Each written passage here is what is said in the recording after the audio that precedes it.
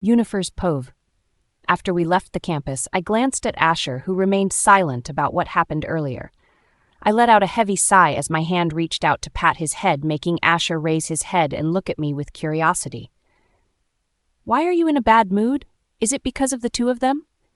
You shouldn't let yourself be affected by them, since talking to them or being near them is only a waste of energy," I softly added while letting out my fingers run through his hair as we walked towards the mansion. However, Asher still purses his lips and refuses to say anything. He was clearly in a bad mood today because the word "I am in a bad mood" was written all over his face. So, how could I, his sister who had been with him since he was a child until now, that he was still a kid, not know that he was upset over something? He was also nervous and contemplating too. "Can you tell your sister what made you feel uncomfortable and why you are in a bad mood today? This sister will help you solve your problem," I softly said while I squat down on the floor to match his face so that I could see the face that he kept on lowering since earlier. I saw his eyes reddened, and he was still pursing his lips. His eyes were filled with grievances, making my heart tighten. I immediately embraced him in my arms and patted his back to comfort him. "Are you upset because Seraph only receives to be expelled? Do you want me to tell your big brothers to help you solve your problem regarding those two mother and son duos? They can publicize all of their black materials, and for sure that all people who are using the internet would know about what they have done. Just tell me, and I will be the one who will tell your big brother about it if you are embarrassed to do so. You can always ask your sister for something," I softly said while patting his head. I never thought that Asher would receive a big impact because of those mother and son duos. Asher had always been sensible, never made trouble, was cold yet warm inside, and also he matured early. This is the first time that I saw my brother acting like a child in his age. It wasn't until I heard him speak.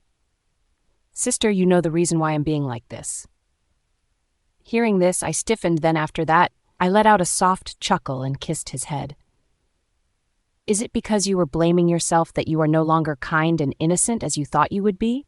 You blamed yourself because you are guilty that you don't want to scare those mother and son duos, but the moment you raised your claws, you wanted to kill them. Am I right?" I softly said, as if it was nothing to me, and just continued to comfort him. Otherwise, he would break down for thinking too much about what happened earlier. Hearing my words, he pursed his lips and hugged me tightly. "Do you think that I'm starting to get evil? I wanted to kill them earlier for cursing and hurting you earlier. I don't want to be the same as Silda. Do you think that it's because I am her son, that's why I'm becoming like this? I can't escape the fate of being wicked since Silda's blood flows onto me. I don't want to be like her. Sister, I don't want to be like her," he softly said as his voice choked while trying to suppress his sobs. I was slightly stunned by his words. I never thought that all this time he had been thinking about the matters of him and Silda. He was afraid that he would become like Silda, who abused, indulged in drugs, and would even manipulate a person, a real psychopath who even forced a man to be with her. I helplessly sighed and kisses him on the forehead again. "Don't worry, you won't. It will be okay. Sister will always be with you, okay? However, next time if you have such impulsive thoughts, don't let your body take over you, okay? As long as you can control your mind and your body, it will be okay. After all, you are Asher, my little cute brother. Even if you have Silda's blood, you are still my brother, which I had raised since you were a child. It has nothing to do with Silda despite that you are related to her, okay?" After he heard my reassuring words, he was slightly relieved and he nodded his head, indicating that he understood what I said. Then he raised his head and looked at me with solemnity. "Don't be wordy, sister. I promise you that no matter what, I won't be controlled by my emotions easily. Besides, I won't easily kill a person. It won't happen again." I nodded my head and squeezed his cheeks. "I know. Sister trusts you very much. Now, go back to your room and change your clothes. Do you have any injuries from the fight with Seraph earlier?" Asher immediately shook his head and showed his fist. "There's none, and besides, I won't be easily defeated. After all, I was also trained by big brothers." The big brothers he was referring to was probably either Lawrence, Ishid, or Drake. I let out a sigh of relief and patted his head. That's a good thing to hear. Now, go on and take a rest after you change your clothes. I will. After he said that, he cheerfully went back to his room. After seeing him go back to his room, I glanced at my surroundings and went to the office. Then I found Lawrence, who was seriously reading the report. Sensing my presence, he put down the documents and walked in my direction and gave me a big hug. What's wrong? Sensing his low mood, I couldn't help but ask him. Lawrence let out a helpless sigh and leaned his face on my shoulder as his arms tightly wrapped around my waist. Drake and Ishid went to the source city, whereas the place where the family of those young maidens was living, and they found out that only 5 of them managed to escape from the hands of the witches, while the rest allowed themselves to indulge at the illusion that their daughter was still alive. Although they know that their daughter had already been dead in the hands of the witch who was in front of them, they couldn't help but soften and sometimes think that the person in front of them was their daughter because of the way they speak, their acts, and even their habits were the same as their daughters. Only 5 of the families managed to get out of the illusion and didn't let themselves indulge in the fake scenarios. Lawrence softly narrated while he was still hugging me. I patted his shoulder and let out a helpless sigh. Honestly, I never thought that someone would survive in the trial, especially that, for sure, they would doubt the words of the stranger that they have just met and would question the authentication. After all, I just went straight to the point when I told them that their daughter was dead. How could anyone easily believe that? Even if they would believe it, from the moment that they would see the witch who was in disguise as their daughter, copying and impersonating all of their daughter's actions, voice, and expression, to the precise, a witch who was good at impersonating someone. Of course, it would be for sure that they would be tempted and would be indulged themselves in the desire that their daughter was still alive and that I was the one who was lying to them. I had already readied myself when it comes to their matter, since I know that most of them, or even all of them, would choose to believe that the person in front of them wasn't a witch, but rather their real daughter. They would just live their life thinking that way. After all, who would want to accept that their loved ones had died?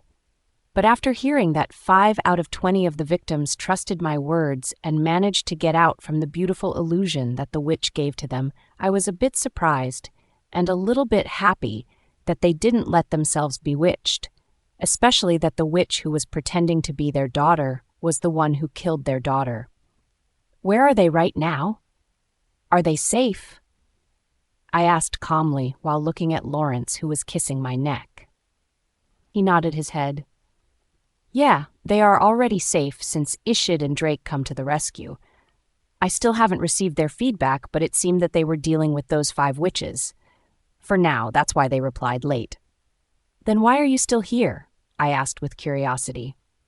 Lawrence stiffened, then he let out a soft chuckle before he fiercely kissed my lips before he answered. Drake and Ishid can handle them, and besides, I can't leave you here alone together with Asher. Who knows when those witches would appear to attack you? After all, you were their target in the first place.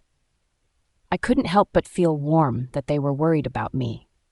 I let out a soft chuckle as I kissed him on his lips before I parted with his lips.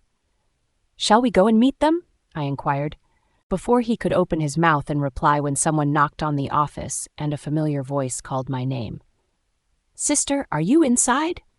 Alpha Havoc was here and he wanted to talk to you and Big Brothers too. It was my brother, Asher, who knocked on the door.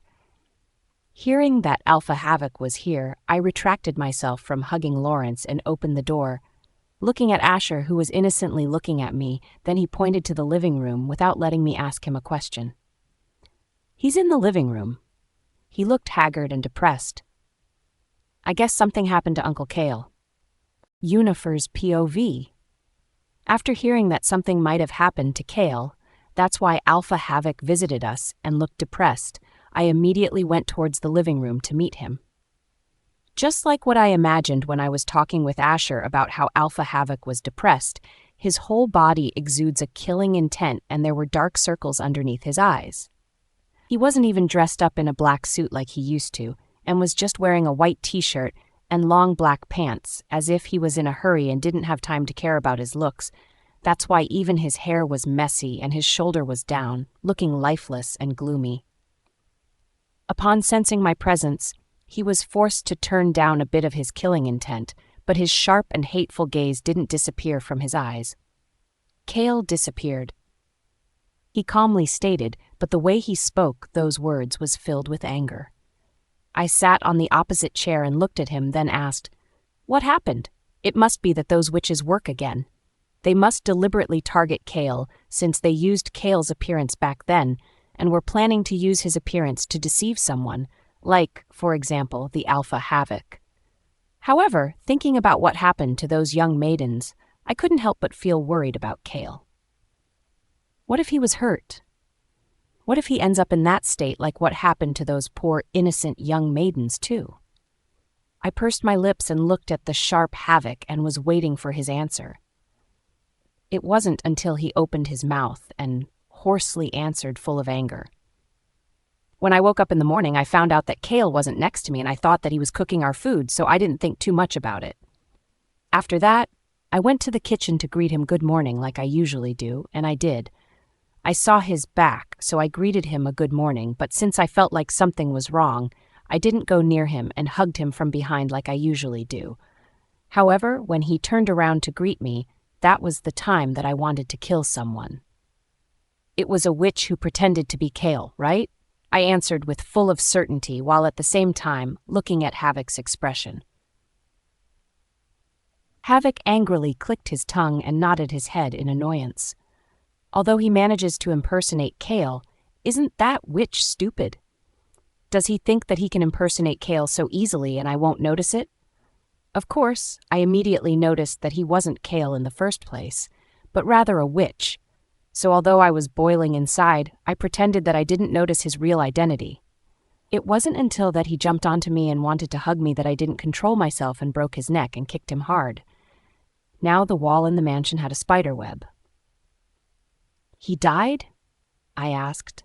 Of course, he died. After all, I was using all of my strength when I beat him. How dare someone like him tried to touch me, and what's even more, he was impersonating my mate. I was choked up in anger, and I felt like I was being consumed by my emotions, that I didn't have time to think about my strength and immediately killed him. Now, there was no lead of where the hell he locked up my mate. I tried to find Cale and even well-searched the whole mansion, but there was no Cale. I don't know where did they hide him, and I couldn't help but feel worried and distressed about him. Alpha Havoc's words were mixed with anger and grievances. Anger towards the witches who dares to use the same image of his mate to seduce him, thinking that he would succumb and won't be able to see through their disguise. And what's more, he hates it even more that someone dared to impersonate his mate in front of him, plus they even hide Cale from him, and now he can't find him. He was boiling with anger and doesn't know what to do with his anger. Grievances towards Cale. He knows that his mate isn't a wimpy and weak person, like how they used to view the Omega, since in the eyes of others, Omegas are weak. Even Cale, who was the Omega in the family, was viewed as weak of his blood related. But Havoc always sees himself on equal footing with Cale. Of course, at first, he thought that Cale was weak since he was an Omega, but after being with him, he realized that he wasn't weak. He was rather strong, have a calm and cool mentality, and he has his ideas too. However, the only thing that Alpha Havoc was worried about was that Cale was too soft, too kind, and too gentle. He was worried that he might get sold off somewhere or might get deceived by those witches.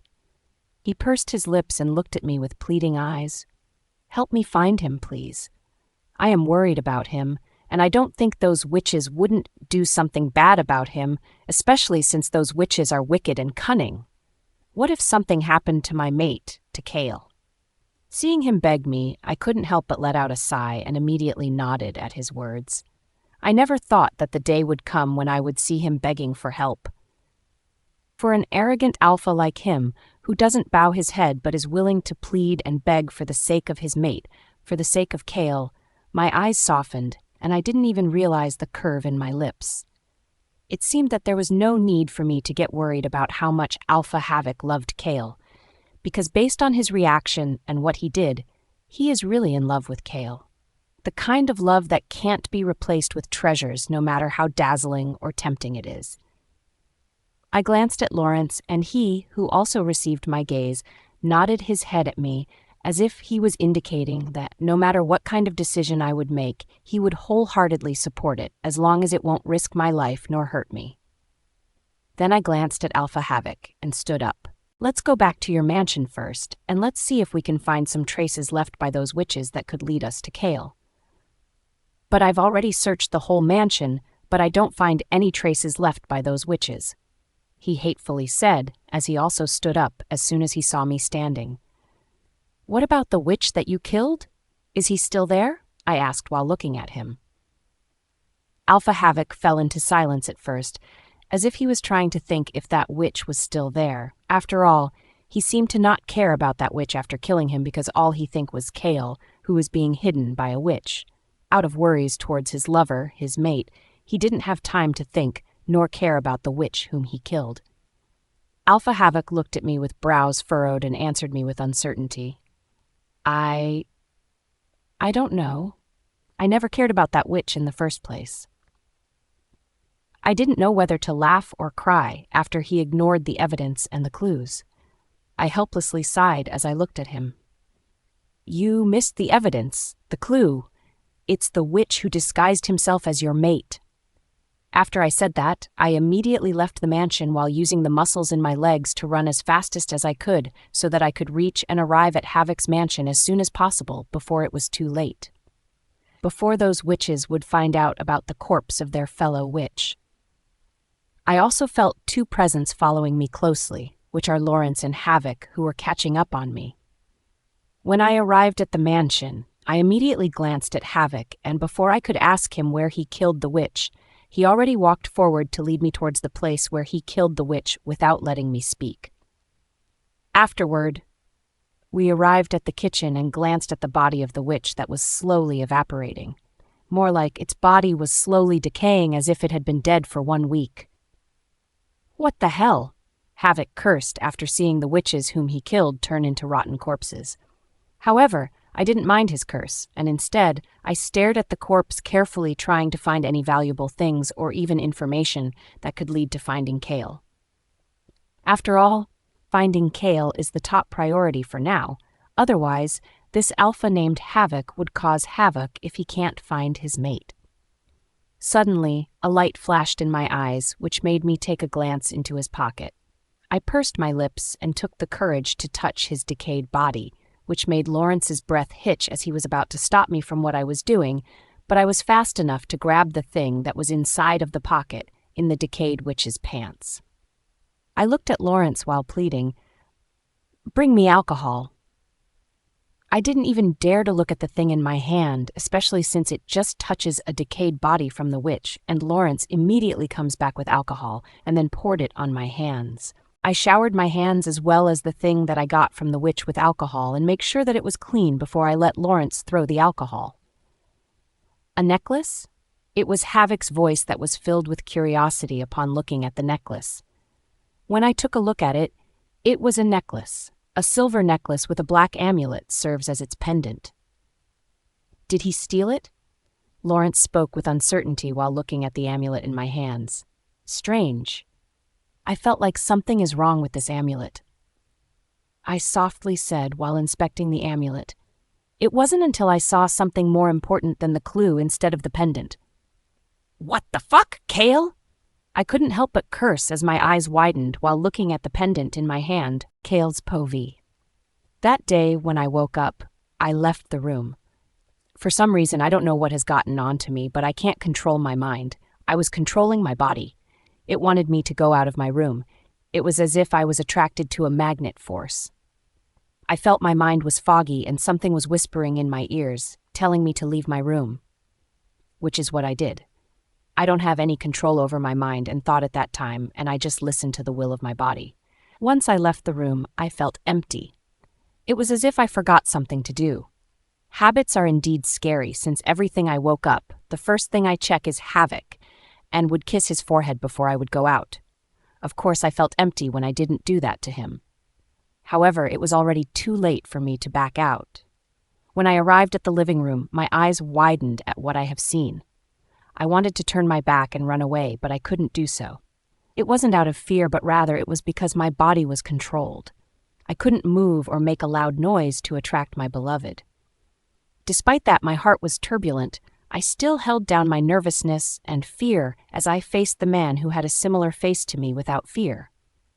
This man should be the one whom Yunifer had been telling me about, the witch who impersonate me and attack her.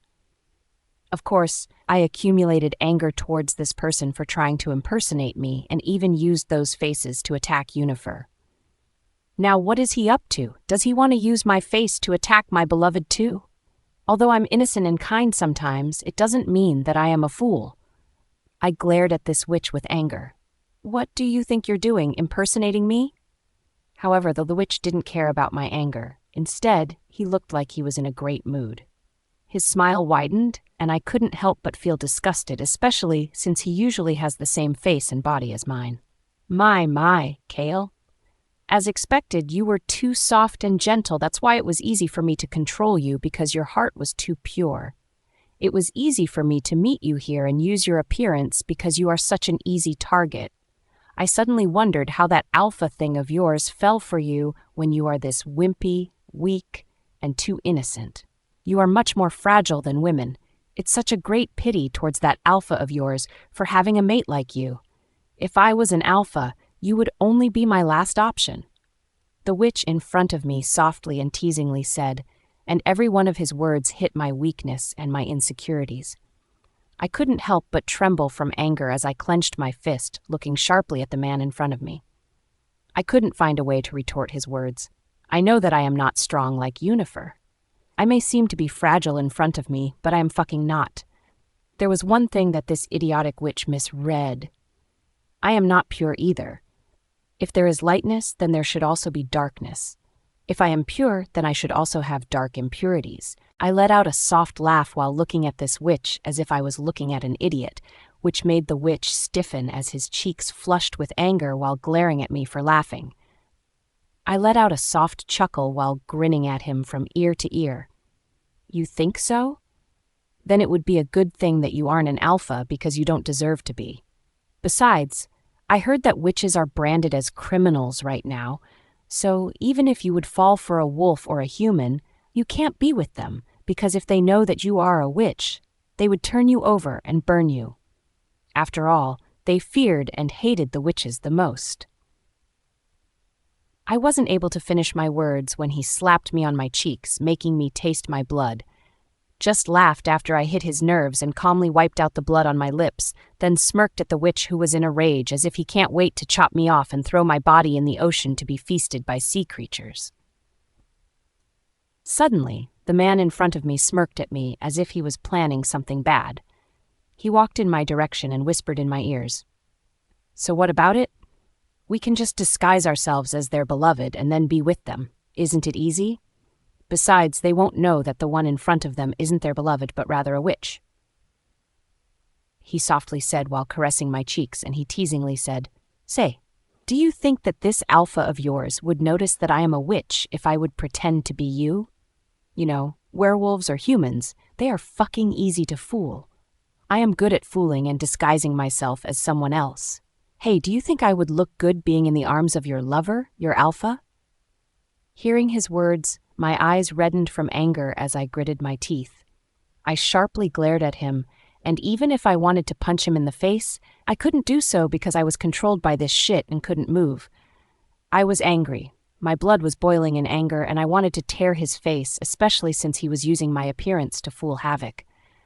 I can't, and I won't imagine that this son of a bitch would be in the arms of Havoc and would do the things that we usually do. Just thinking about that made my heart ache.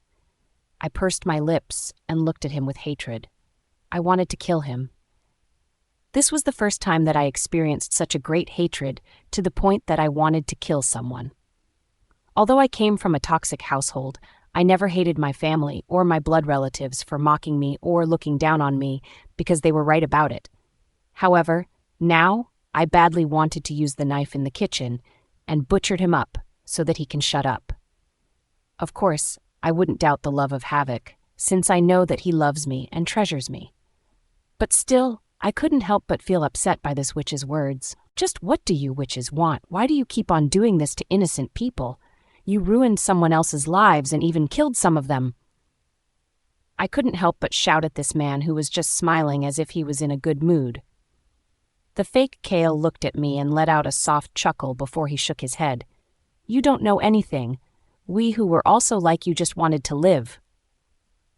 My brows couldn't help but furrow as I looked at him with curiosity and was waiting for him to continue his words, but it was a bit disappointing that he didn't continue his words. Instead, he teasingly patted my cheeks, making me want to avoid his touch, but I couldn't move, so I don't have a choice but to let him pat my cheeks.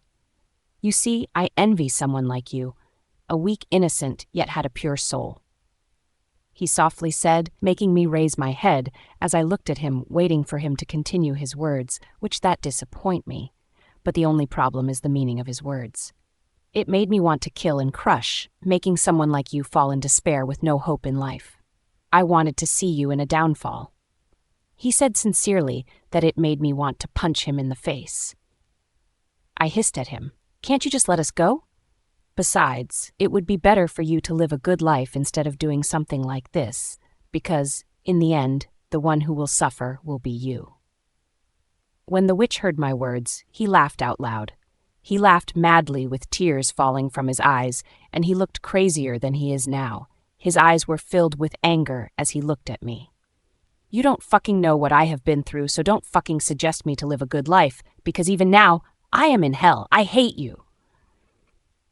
I hate everyone. I hate this world. I wanted to destroy everything. I couldn't help but feel fear upon seeing him acting like that, but after seeing that he was using my face, I suddenly felt disgusted. I would never make that face that he did. It looks ugly. After that, the witch suddenly calmed down as if what I had just seen now was just my hallucination. He looked at me and sneered. Starting from today and onwards, I will live your life. Hearing that, I couldn't help but feel nervous. I could even hear the sound of my heart beating loudly. There was resistance and nervousness in my heart. I don't want him to live like me. I don't want to see Havoc being sweet and lovey-dovey with someone else, especially this witch who was impersonating me. It was as if the witch could see through my mind and know what I was feeling inside. His smile widened as he patted my shoulder. Hush now. Don't cry. Don't worry. Because I won't kill you like what I did to my victim, so you should be glad that I won't kill you, but I will just hide you and lock you up. Okay? It would be bad if someone would notice you, especially that alpha Havoc of yours. Anyway, you can just listen and see our interaction with each other. After he said that, he laughed out loud, making my chest tighten as I suddenly have a bad premonition. It wasn't until he touched my forehead with his finger and uttered some scribbled words that I can't understand that suddenly everything around me went dark, as if the light was turned off, and I seemed to be inside a narrowed room, third-person POV. When Kale woke up, he found himself inside a narrow place. It was too dark for him to see anything, and he can't hear anything other than his voice when he would shout if someone was there. Yet his voice would echo as if he was inside a cave or something. No matter how much he would shout or call out someone's name, there would be no response other than his echo. He couldn't help but feel disappointed. He was indeed locked up in the place that he didn't know, and what's more, that fake Kale would probably replace him right now. Just thinking that Alpha Havoc wouldn't recognize that he was a fake one, and the real Kale was trapped in the abyss, made Kale's heart tighten as if someone had clenched his heart. Tears formed in his eyes, and he couldn't help but let those crystal tears fall on his cheeks. He felt wrong. He felt aggrieved. He wanted to scream out all the grievances that he felt, but he felt that it would be just wasting his time, so he gave up.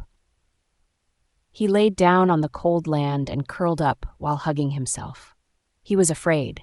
He couldn't see anything, and everything around him is dark. It made him feel unsecured in this place. It felt like someone was watching him and would drag him if he would dare to do something.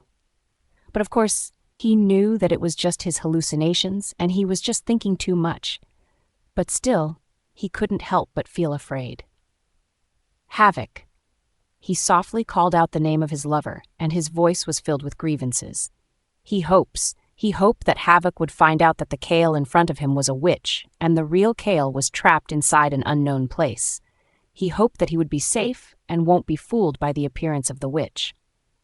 On the other hand, when Yunifer had shouted earlier, they looked at her with curiosity and with widened eyes, especially Havoc, who immediately rushed towards her direction, especially after Yunifer mentioned his beloved Kale. Their eyes widened when they took a glance at the amulet that they got from the witch who was already turned into ashes. The witch pretended to be Kale and was easily found out by Havoc that he wasn't Kale, and immediately killed him out of anger for pretending to be his beloved mate.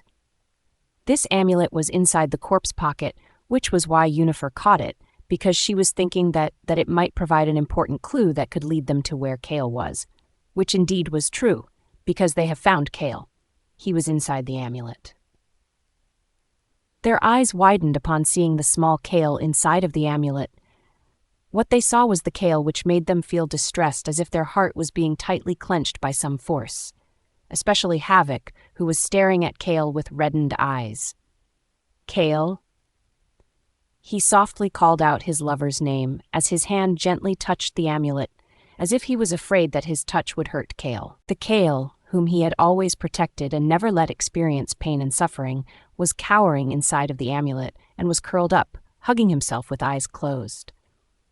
Havoc could see the crystal tear that kept on falling in his eyes, which made him feel distressed. The Kale inside of the pendant was too small. It was much smaller than his finger, but he had good and sharp eyesight. He could see Kale inside the pendant. Kale, he softly called out again, hoping that his lover would hear his voice. This was a success because Kale was able to hear Havoc's voice. They are mated to each other and had a special bond compared to anyone. That's why they were able to sense each other's presence. Kale's eyes fluttered as he slowly opened his eyes. He raised his head to look at his surroundings, trying to find the source of that voice, but found that there was nothing. He fell into despair and felt disappointed. Havoc, who was watching from the outside, felt distressed and called out to him, "Kale, I'm outside of the amulet." Havoc spoke softly while he was staring at the amulet. He didn't care about the witch who was behind him that slowly became ashes. His eyes were only focused on his world. "I can't see you," Kale answered after hearing what Havoc said. But of course he couldn't produce sounds, especially when Havoc was outside and he couldn't hear what Kale said. However, Havoc was still able to know what Kale had said, especially because he could read his lips. That way, their communication wasn't limited. "It's because of the amulet. You are inside of the amulet right now, and in front of you should be the so-called barrier of the pendant. We still don't know how to free you from this amulet," Havoc softly said, while staring at his lover. Meanwhile, Lawrence and Yunifer, who was listening to their conversation, were forced to eat dog food of their sweetness. However, Yunifer doesn't mind it. It would be better if that way and they loved each other rather than being cold and distant towards each other. On the other hand, when Kale heard that, he pursed his lips and fell into a deep contemplation. Then he stood up and tried to touch what was in front of him. His eyes twinkled in delight when he felt that there was a barrier in front of him, just like what Havoc said. When Havoc saw him acting like this, his mouth curved up as his eyes softened unconsciously. Suddenly, he wanted to kiss him, but he restrained himself. After all, Kale was inside the amulet, and they didn't know what they had to do to let him go out of the amulet. A sudden wave of an idea hit Kale, and he immediately tried that idea. He tried to break free from the barrier that blocked him inside the pendant, but no matter how much he kicked or shouted, it was useless. His eyes that were glimmered in delight dimmed. He heaves out a sigh out of disappointment. He thought that if he could destroy the barrier in front of him, he could come out of this amulet, but in fact, he couldn't, which made him feel great disappointment. Suddenly, he remembered the witch who made him become like this and who impersonated him. Although he couldn't see anything, he still raised his head and looked up at the barrier, trying to look at Havoc, despite that there was nothing in front of him. He softly asked his lover, "Havoc, what happened to the witch who impersonated me? He was also the reason why I am here inside of this amulet." When Havoc heard his mate's question, he coughed lightly and averted his gaze before he answered truthfully. "I was blinded by my anger after I saw him impersonating you, which leads me to kill him immediately after seeing him." Hearing this, Kale rejoiced and was dancing inside of his heart. His eyes twinkled in delight, and he looked quite satisfied and happy after knowing that Havoc immediately saw through the disguise of the witch that he was not the real Kale. It meant that Havoc really put him inside of his heart, and he knows him better than anyone else, and even if someone would appear and pretend to be Kale, Havoc would still be able to recognize him immediately. Kale's heart softened, and he felt like tearing up. All of the grievances and fear that he felt earlier disappeared in a snap by what Havoc said. He still rested assured. After all, who wouldn't want their lover, their mate, to be with someone else other than them? Kale is also selfish. This was his dark impurities. He was very selfish when it comes to the people that he loves. He wanted to own that person and want that person to be with him and love him, only him. He wants to possess that person, and even to the point that he wants to lock up that person so that he won't let go and won't go away. However, he had been restraining himself from doing those ideas, especially because he doesn't want to scare Havoc or make him see him differently.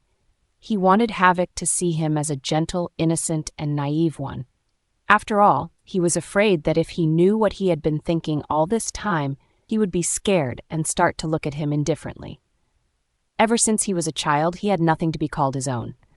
There were none of the things that completely belonged to me. Even in his life, it belongs to his family. But now that Havoc comes into his life, he wants to be his and only belong to him. Kale helplessly raised his head and talked to Havoc as if he could see him. "How could you kill him so easily? He was the one who put me inside of this amulet, and for sure that he knows the way to get me out of here."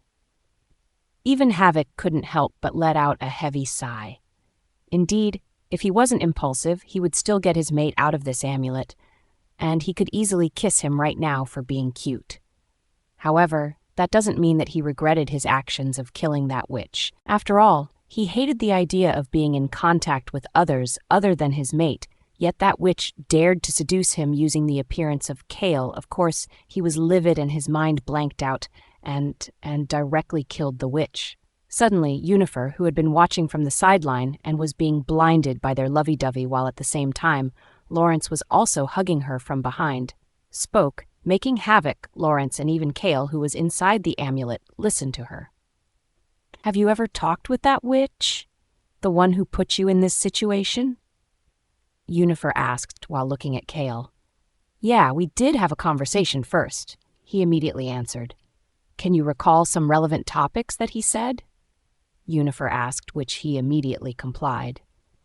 "Well, he said that I would be locked up in a place where no one would see nor hear me, but I could hear them. He also said that it won't be easy to get me out of there. Plus, he seemed to hate the world very much." Kale muttered, while recalling all of the scenes that he remembered together with the witch who pretended to be him. Third person Pov. "Is there anything else?" Yunifer softly asked, and her eyes were dazed as if she was thinking about something. Of course, when Kale heard this, he immediately answered with a bright smile. "Yes, he also seemed to be in pain too. He seemed like he was being chained by something. I mean, his emotions were chained by something. It felt like he never liked what he was doing, but he left with no choice but to do his mission, and his mission was to replace me to seduce Havoc." When Havoc heard his words, his face wrinkled, and his eyes couldn't hide the disgust on his face. Havoc glanced at Lawrence, who was back hugging Yunifer. Then he glanced at Yunifer and asked, "Do you find a way to let him out of this amulet?" Hearing his words, Yunifer snapped back to reality, then glanced at the amulet in his hands and slowly nodded her head. Seeing her nod, Kale and Havoc were ecstatic after hearing that there was a way to get her out, especially that the witch who put Kale inside of the amulet was dead and there was no other way that could help them get Cale out of the amulet. That's why when they heard that they could get him out without the use of the dead witch, they were relieved. However, when Lawrence heard this, the first thing that he did was to ask him, "Will it bring you no harm about the so-called way to get him out?" Lawrence softly asked, while leaning his face on her shoulder. Yunifer glanced at him and patted his soft hair.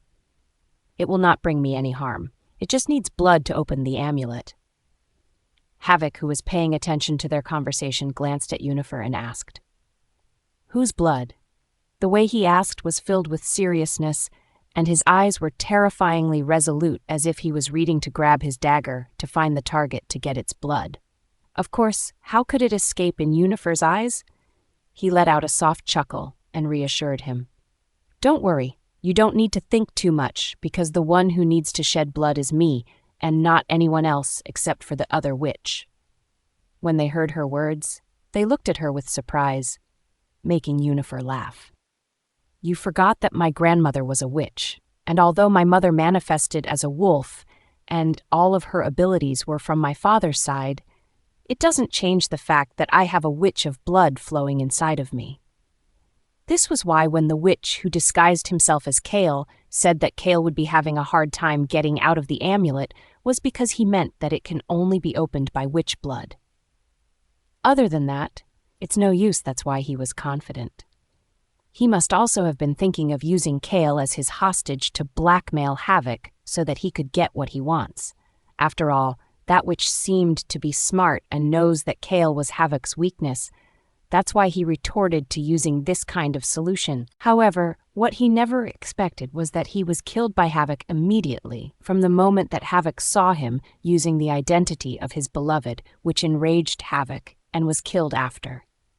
He must have seen Havoc as gentle and patient, since that's what Havoc would always show towards Cale, despite having a paralyzed face.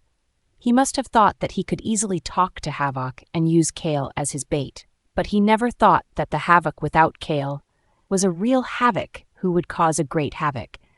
That's why he ended up dying in the end, because he provoked what shouldn't be provoked. After Yunifer said all of those words, they all looked at Havoc, and Havoc cleared his throat and faked his cough while averting their gazes. It wasn't until Lawrence glanced at Yunifer with brows furrowed and unconcealed worries. "Will it hurt? Will it affect you if you will use your blood? How much blood do you need to shed?" Yunifer gave him a reassuring smile and shook his head. "No, it won't. It will just need a bit of my blood. Don't worry too much. I'm a wolf and can easily heal my wounds." "But it doesn't mean that it won't hurt," Lawrence said with an aggrieved tone.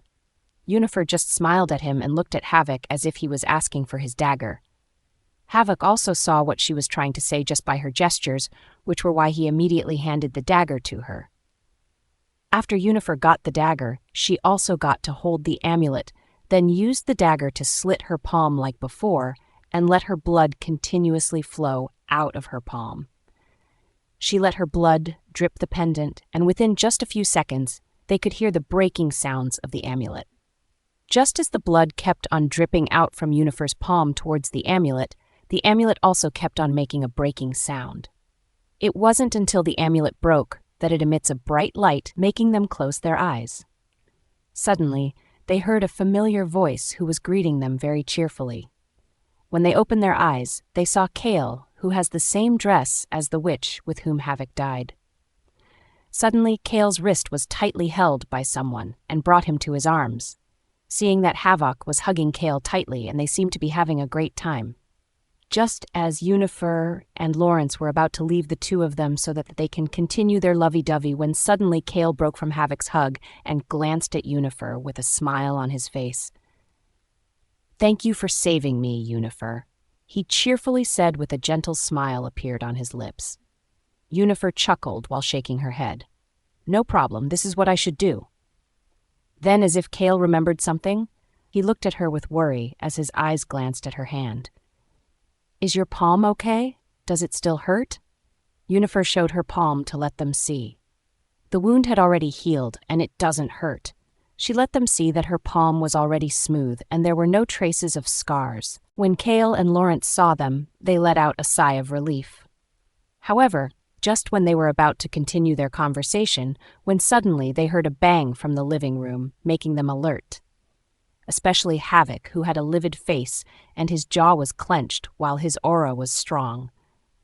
They could see that he was angry just by his expression and his aura. 3 witches managed to track down the dead witch, and they are already in the living room.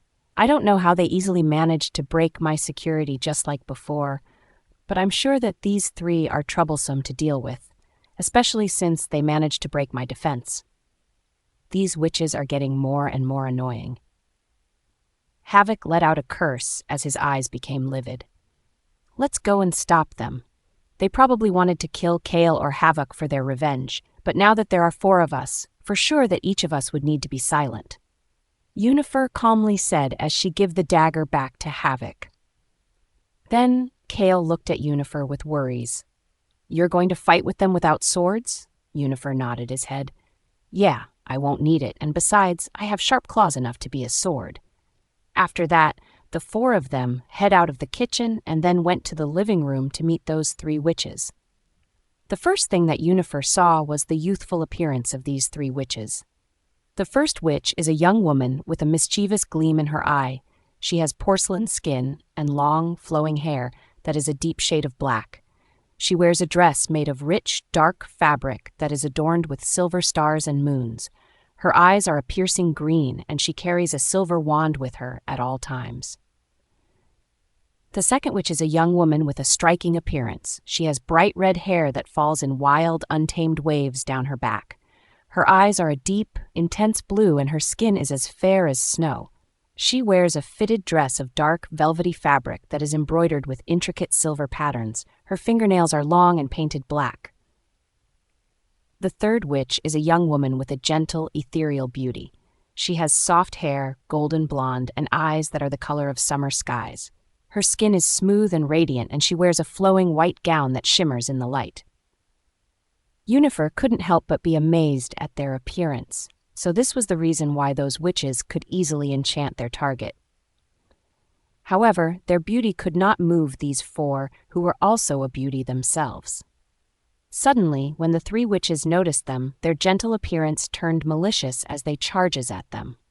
Of course, Havoc and Lawrence wouldn't let them hurt their beloved.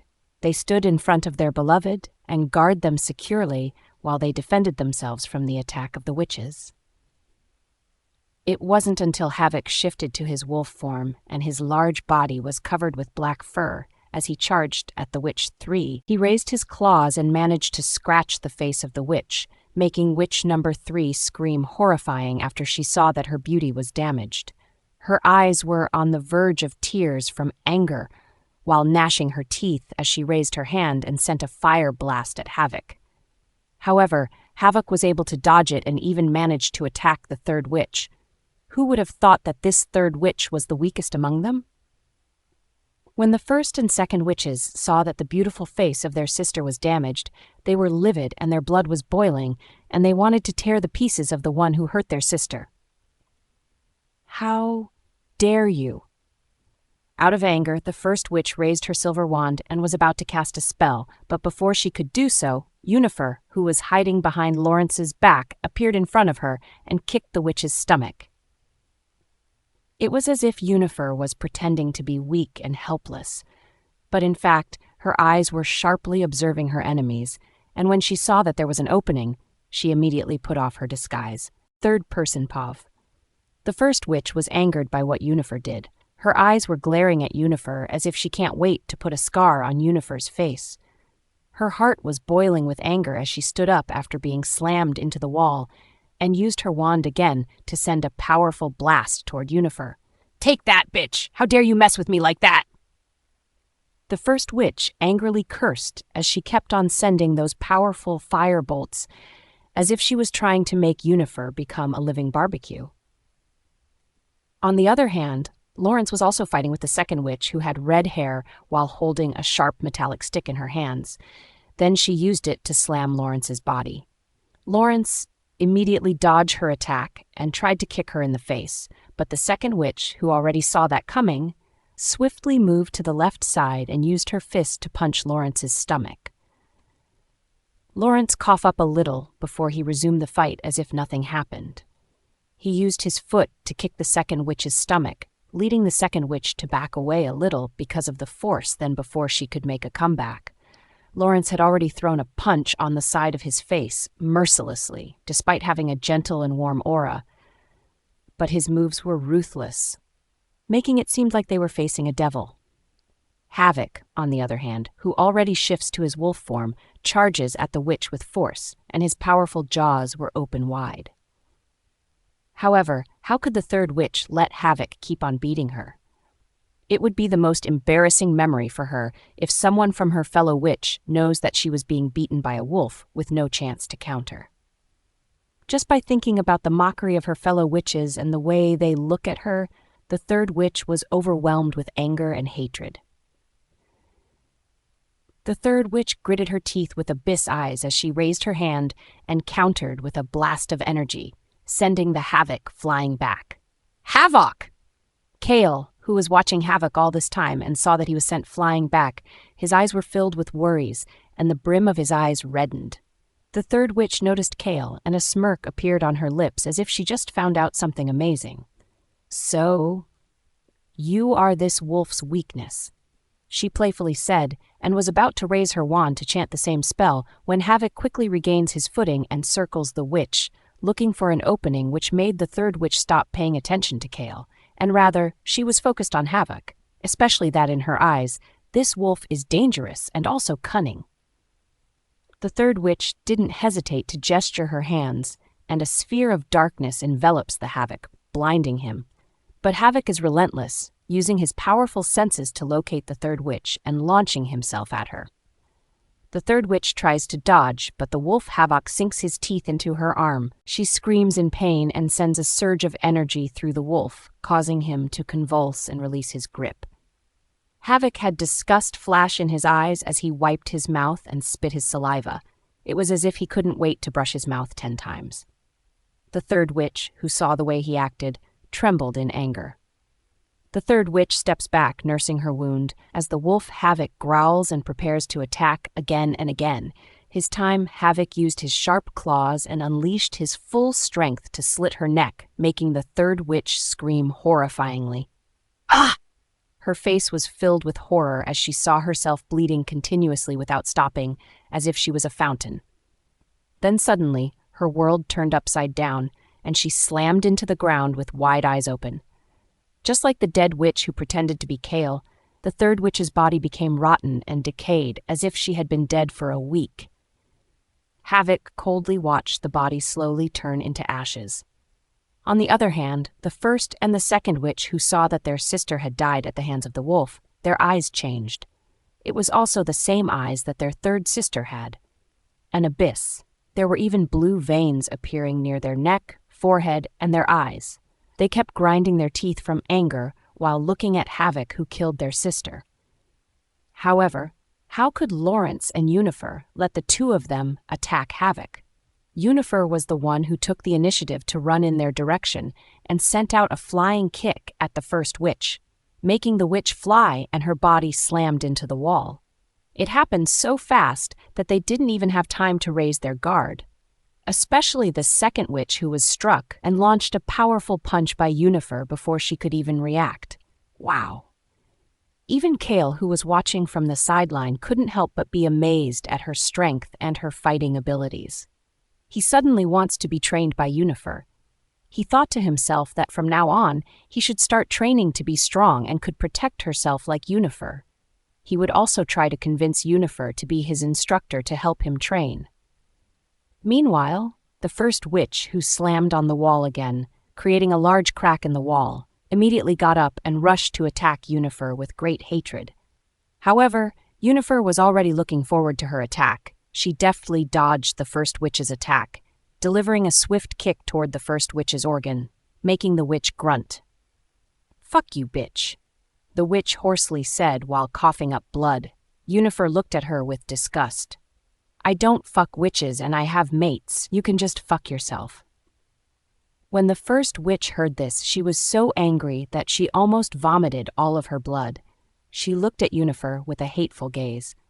When she saw that Yunifer prepared to give her a flying kick again like last time, she immediately dodged her attack. However, the first witch stumbled back on, but quickly regained her footing and returned with a flurry of punches and kicks. "Take that, bitch!" She angrily cursed Yunifer a few times, while returning all she suffered with punches and kicks. However, Yunifer was too quick, and she was able to dodge each attack with ease, counterattacking with quick jabs and rapid-fire kicks. The first witch was starting to tire, her movements becoming slower and less precise. Yunifer saw her chance and seized it, delivering a powerful roundhouse kick to the first witch's head that sent her crashing to the ground. The first witch lay there for a moment, dazed and stunned, but then she slowly began to rise, a look of determination on her face. She let out a roar and charged at Yunifer, ready to unleash a final barrage of attacks. But Yunifer was ready and already expecting her attacks. With a sly smile, she stepped to the side and delivered a perfectly placed kick to her opponent's back, sending her flying across the room and crashing into the wall with a loud thud. It wasn't until the first witch can't get up. When Yunifer looked to her left side, she saw that Lawrence was still fighting against the second witch. She decided not to intervene in their fight, and instead, she calmly walked towards the first witch, who was trembling and couldn't move every inch of her body. But Yunifer knew that she was still alive. Yunifer grabbed the hair of the first witch and made her look at her. "What is your true purpose? Why do you want to target me in the first place, and who is your leader? Who is the one who was behind the death of those innocent people whom you killed?" Yunifer coldly asked while tightly gripping her hair. The first witch grunted at the way Yunifer held her hair and tried to break free from her hands, but she couldn't.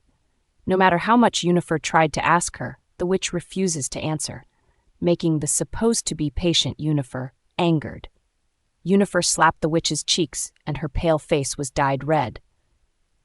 "I ask you, so you should answer me. Who the hell was the one behind all of these cruel scenes?" Yunifer angrily said as she stared into the first witch's eyes.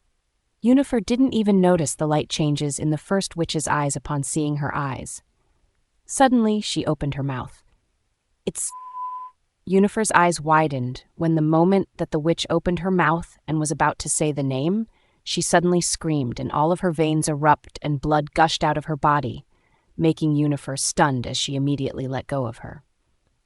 She watched the witch slowly turn into a liquid pool in the blink of an eye, and it was as if her blood were made of lava, because the moment her bones touch the blood, it melts along with the blood. There were no traces left by the first witch, and even her bones melted, and her blood quickly dried up and became dark as an abyss. "Did you get information from her?" When Yunifer turned her back, she saw Lawrence, who had a wound on his cheeks that is slowly healing on its own. Seeing this, Yunifer's brows furrowed. "You're hurt." "I was careless." Lawrence helplessly answered as he also inspected Yunifer to see if she was injured and was only relieved to see that she wasn't. Then Kale and Havoc walked in their direction and asked Yunifer, "What happened to the witch?" Yunifer turned her back and looked at them before she let out a helpless sigh. "I don't know why the witch suddenly changed her mind and told me about their leader, who was behind the scenes, who were controlling everything, but before she could spill out the name, her veins ruptured and all of her blood gushed out. Anyway, it became like this, and there were no traces of her bones left other than those dried blood." Havoc clicked out his tongue in annoyance. Damn, it seemed that they were being controlled like a puppet by the witch leader. The witch leader must be spying on us for a long time. Third person POV. On the witch side, the witch leader was smashing all the things inside their mansion. Even some of the walls had either a crack or a hole because the witch leader was enraged and her aggressive personality was acting up again. Why?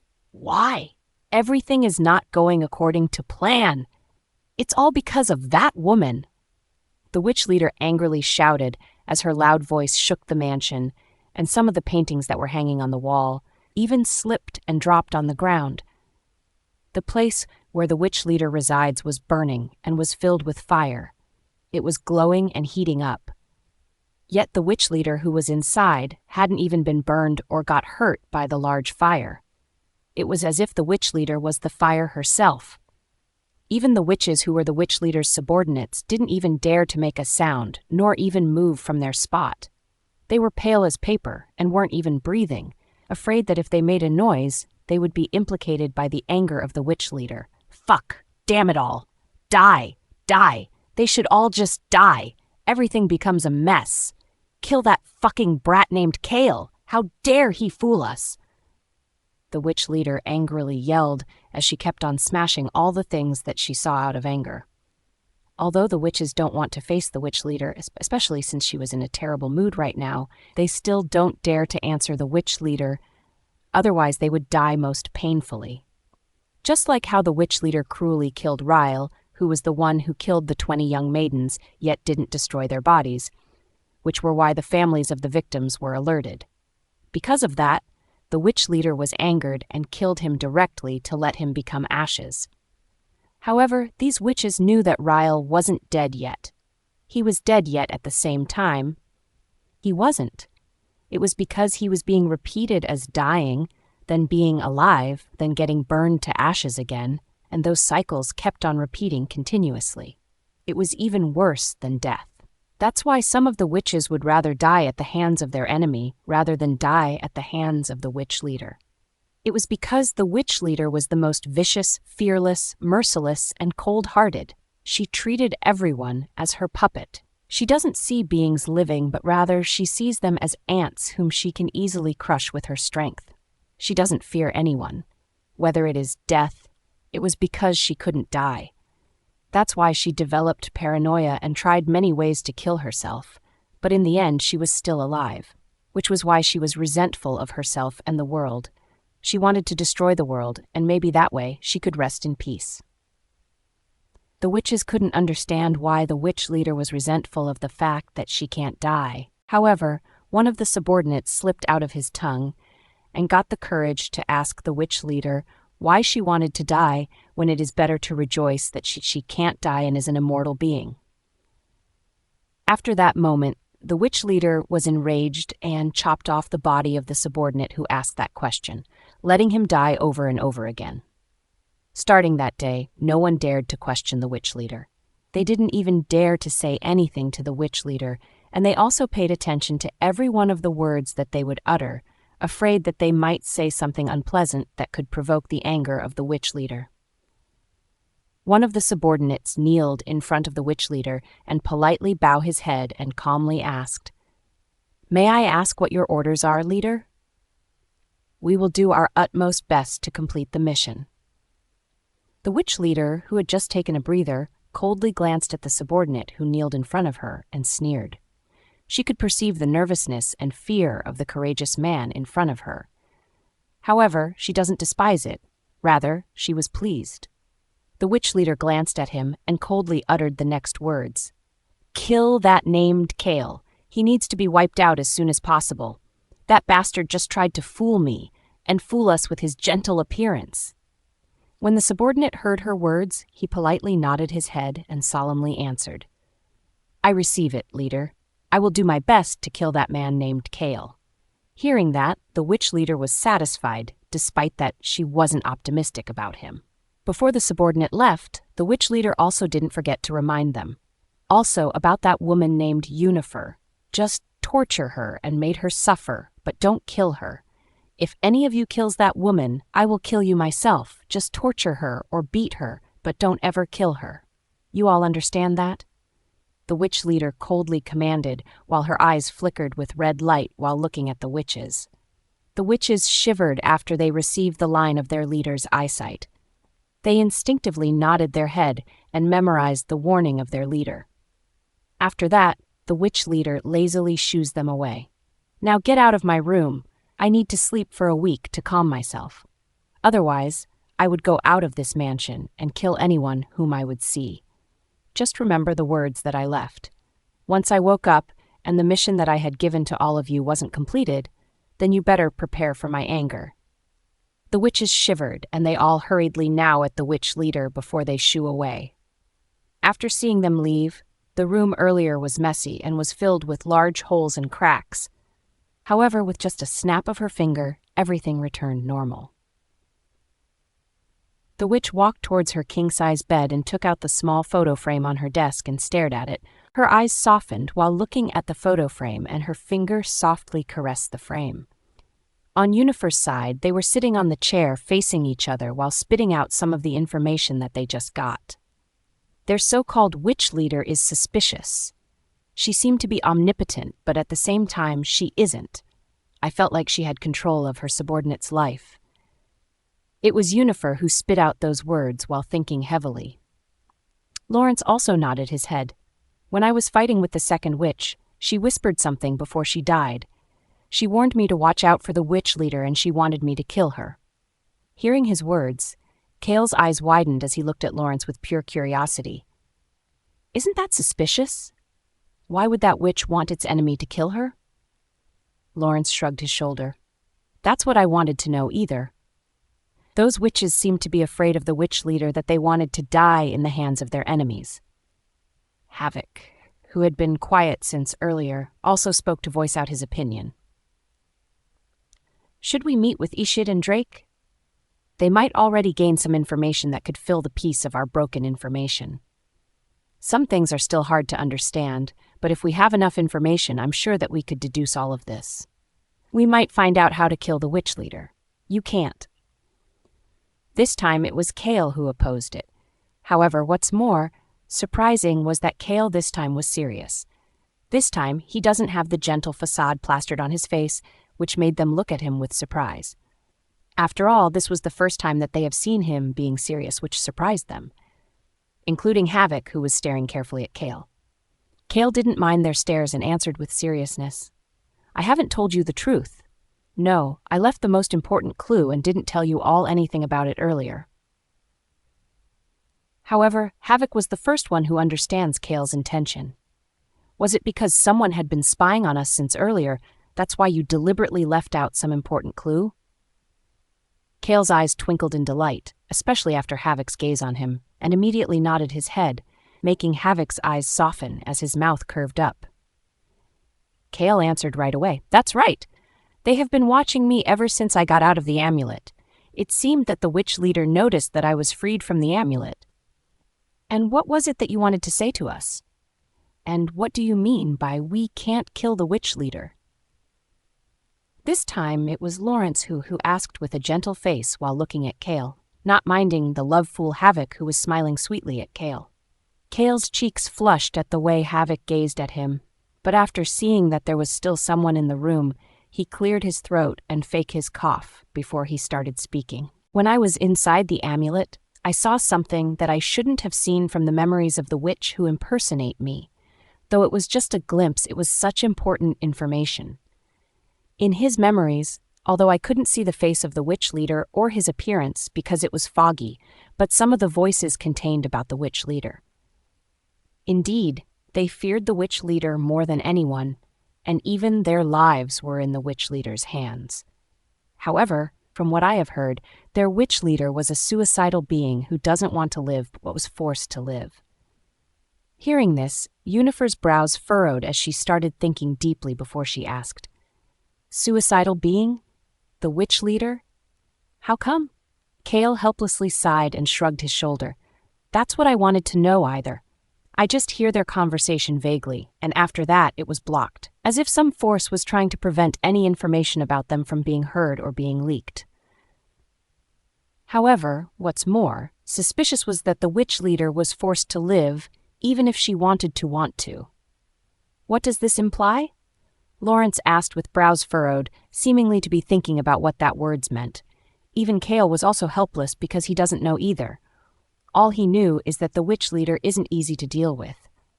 If he can, he would just want to meet the witch leader and talk about having to sort out all of the problems. Then, he at peace with the witches. However, this was the witch leader that they were talking about. Peace would be easy to be brought, Yunifer's povey. By the time that we got back to the Ferrer mansion, along with Havoc and Cale, whom I just persuaded to stay with us until the witch leader would be caught, we found the twins, Ishid and Drake, who were unconscious in the bed while a pack doctor was attending them. My heart almost jolted out of my body after seeing them in that way. Although their body was smooth and there was not even a single trace of scars left on their body because they were wolves who had great self-healing, the clothes that they were wearing were stained with blood. I could even scent their blood in those clothes that mixed with the blood of the witches. I know what the witches' blood smell like because I also happened to encounter a witch who just turned into her blood. Anyway, if I were a human and still had the mind of a human, for sure I wouldn't believe that witches exist, supernatural exists, and even those powerful wands exist. As expected of the witches from history, they are powerful and also have powerful abilities. Lawrence and I both rush in their direction to check up on them, but the pack doctor stopped us. "Don't disturb the two of them. Don't worry, they are just too exhausted, that's why they passed out." The pack doctor answered while assuring us that there was no problem with Ishid and Drake. However, even if he says so, I still couldn't help but feel worried, especially since they were also powerful alpha, yet they were drained to this extent. Just how powerful was the witch that they encountered? Besides, the 3 witches that we encountered aren't as strong as Havoc said that they are dangerous. So how come the Alpha King and Alpha Ishid encountered such a strong witch? Did they just encounter the witch leader? Although I have a lot of things that I wanted to ask, I remained silent about them and decided to ask once they are awake. I glanced at the pack doctor and softly asked, "Is there no problem with the 2 of them that you are trying to hide from me?" The pack doctor let out a soft chuckle as he shook his head. "Don't worry, I won't lie to you. So, they are just exhausted to the point that they passed out. Although they received wounds from their enemies, it wasn't that deep and it was healed by their ability. Other than that, they are fine, so you can rest assured, Luna." After I heard that, I let out a sigh of relief. Then I glanced at the pack doctor, who politely excused himself to tend to the soldiers who were also wounded from the fight. Suddenly, I heard a soft groan coming from behind, making me glance at the source of that voice. My eyes twinkled in delight as I walked in his direction and smiled at him sweetly. "Drake!" His eyes fluttered as he slowly opened his eyes. After seeing me, his mouth curved up while his eyes unconsciously softened. His large hands gently caressed my face and hoarsely called out, "Yunifer, how's your travel with Lawrence? You didn't encounter something bad, right?" I smiled softly at him while poking his cheeks. We went to Havoc and Kale's mansion, and they were here too since they were attacked by 3 witches. However, we have already defeated those witches. But for some reason, I felt like they deliberately let us kill them, and I don't know what's the reason for it or if my hunch was true. Suddenly, Lawrence appeared while holding warm water in his hand and handed the glass to Drake, who had just woken up. Drake raised his head and softly chuckled before he accepted the glass and drank the water inside of it, then handed back the glass to Lawrence after he finished drinking it.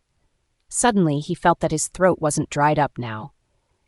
"It seemed that those witches you encounter are suicidal ones," Drake suddenly said with a calm tone, making us look at him.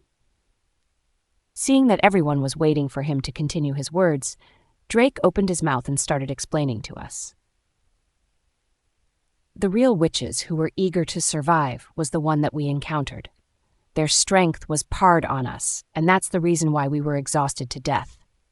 We didn't manage to kill them because they ran away. Well, I think that their witch leader had contacted them or something. That's why they immediately fled from the fight, as if their lives depended on it. However, if we continue fighting with them, there was a chance that the 2 of us will be defeated. The subordinates of the witch leader were already strong and that powerful. How much more if we would face the witch leader?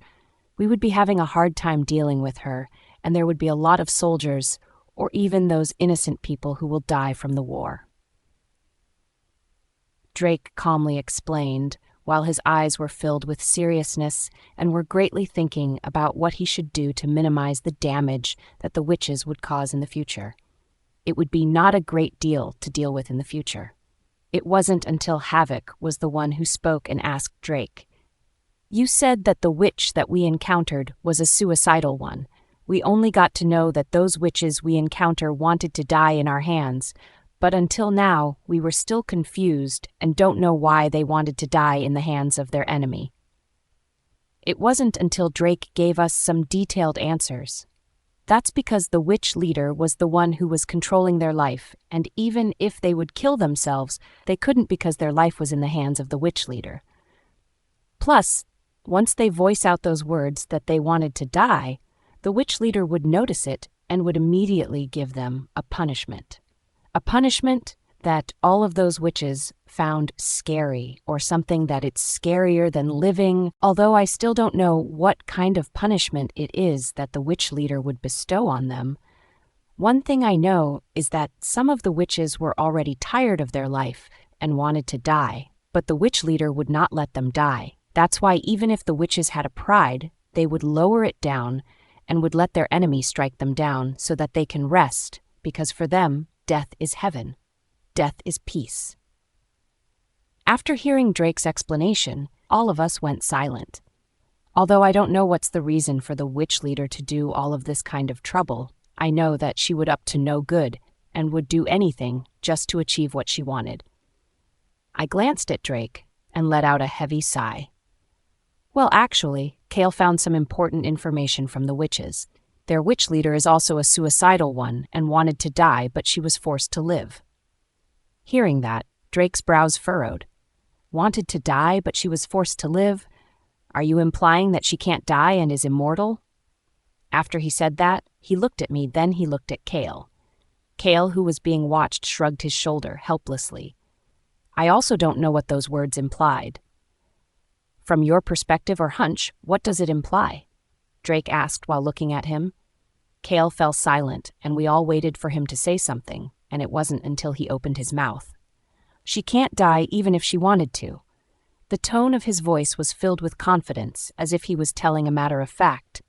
Kale then repeated it. A witch leader is a suicidal person who had always longed for death, but even if she wanted to die, she can't die. Maybe that's the reason why she accumulated hatred and resentment toward everyone who can die. At the end of his words was left with a question. It was as if he was just speculating about the latter of his words, but in the former, he was confident. Hearing his speculation, Lawrence glanced at him and asked calmly, "Is there anything else that you want to tell us?" Kale looked at him and gently smiled before he shook his head. "No, I can't say it. However, I'm your ally, not an enemy, and that's the truth." After making sure that he was speaking the truth, we just let out a sigh. Then we saw Kale looking at Havoc, who was also staring at him. Kale smiled gently and poked his chest. "You won't blame me for hiding something from you, right?" Havoc helplessly sighed and nodded his head. "I won't. If that secret could put you in danger, then don't tell it to anyone." Kale's smile brightened after hearing that. I glanced at Ishid, whose eyes fluttered. I immediately got up, making them look at me with curiosity, and it wasn't until I walked toward Ishid that they understand what was going on. "You awake?" I softly asked while poking Ishid's cheeks. I heard him chuckle and caught my hands and kissed the back of my hand, making my ear shot. Ishid slowly opened his eyes and smiled sweetly at me. "Damn, I think I'm already in heaven. After all, I've seen such a gorgeous angel in front of me." Lawrence's eyes rolled and commented, "Cringe. Find another line." Ishid, who was smiling earlier, lost their smile and glared at Lawrence. "Fuck off! Let lost! You are just jealous that Yunifer is concerned with me." Lawrence gave him a holy foo, Saint Aura, and smiled gently, yet the words that come out of his mouth were full of brags. "Why would I be jealous when I spent my whole day and whole night alone with Yunifer? While you two were busy fighting against those witches, ha ha ha." Hearing that, Ishid froze, then his eyes reddened and looked at Drake for help. "He spent together with Yunifer alone. Don't worry, he will go to sleep alone tonight." Drake calmly said, but his eyes were sharp. It wasn't until Lawrence's holy few Saint Aura disappeared that he was filled with the complaint.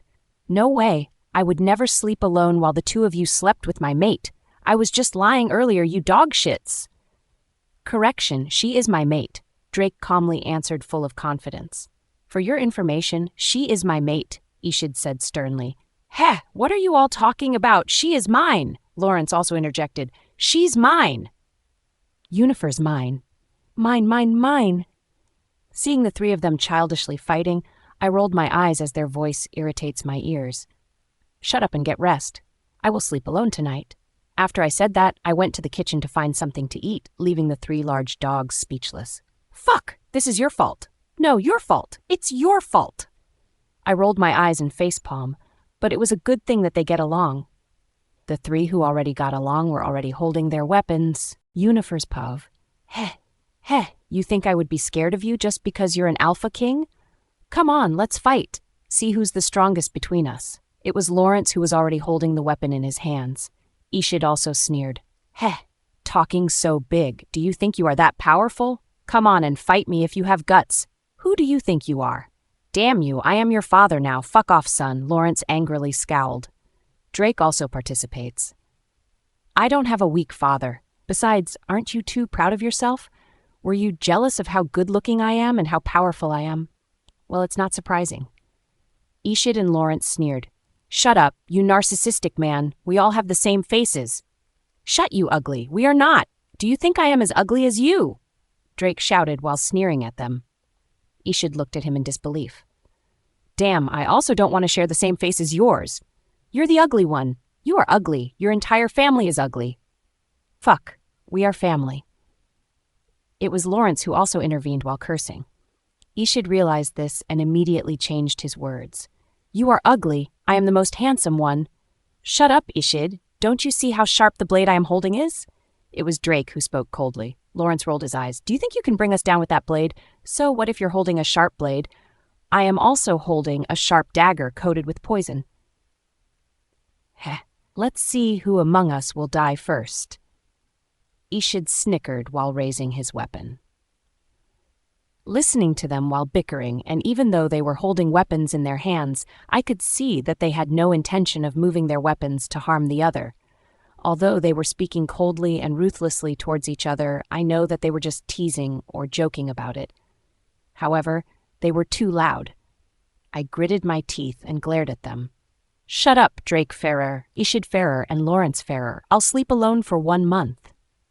Their eyes widened as their jaw dropped upon hearing my words as if they couldn't believe what I said.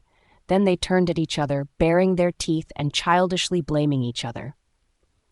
This is your fault. You will have to sleep alone for 1 month.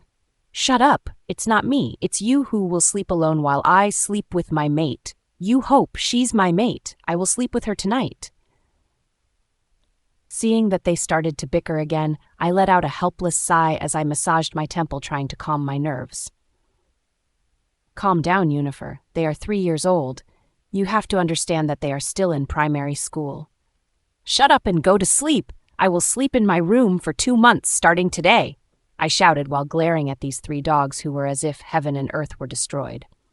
But I glared at them.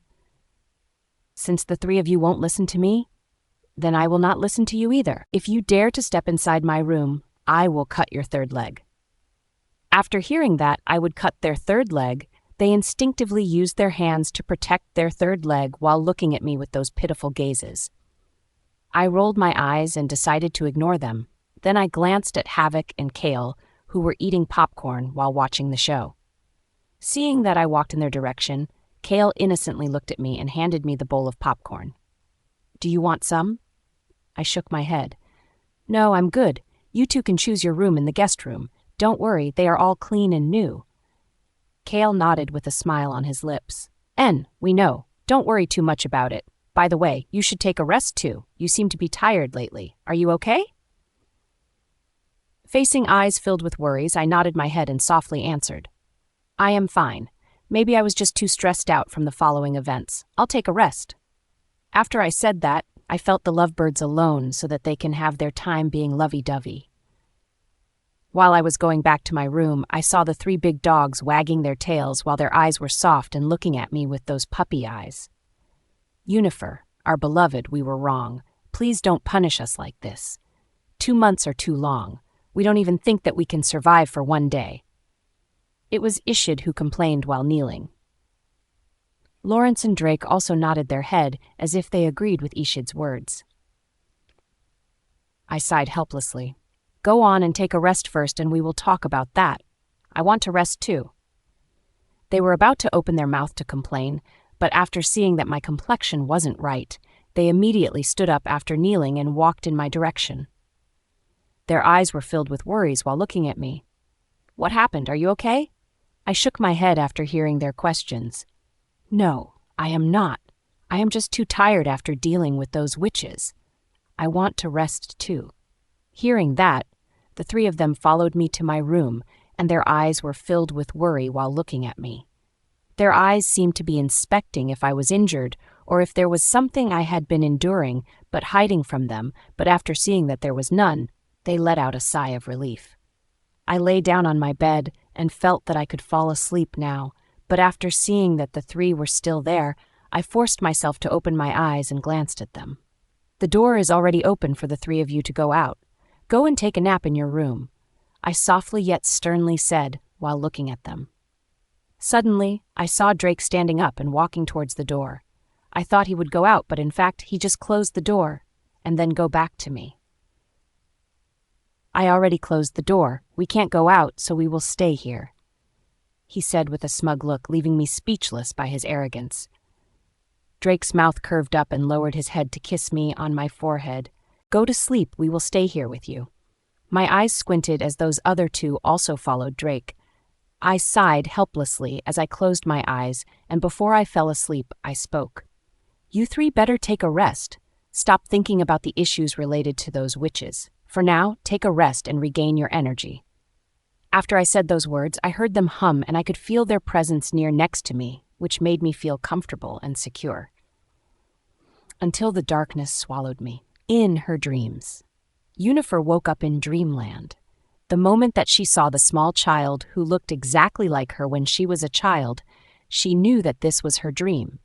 She started to dream about the past. Yunifer saw the small Yunifer, who was humming while walking happily back to their house. Yunifer also followed her closely. The small Yunifer who arrived at the house immediately went towards her grandma, who was sitting on a rocking chair while knitting a scarf. "Grandma!"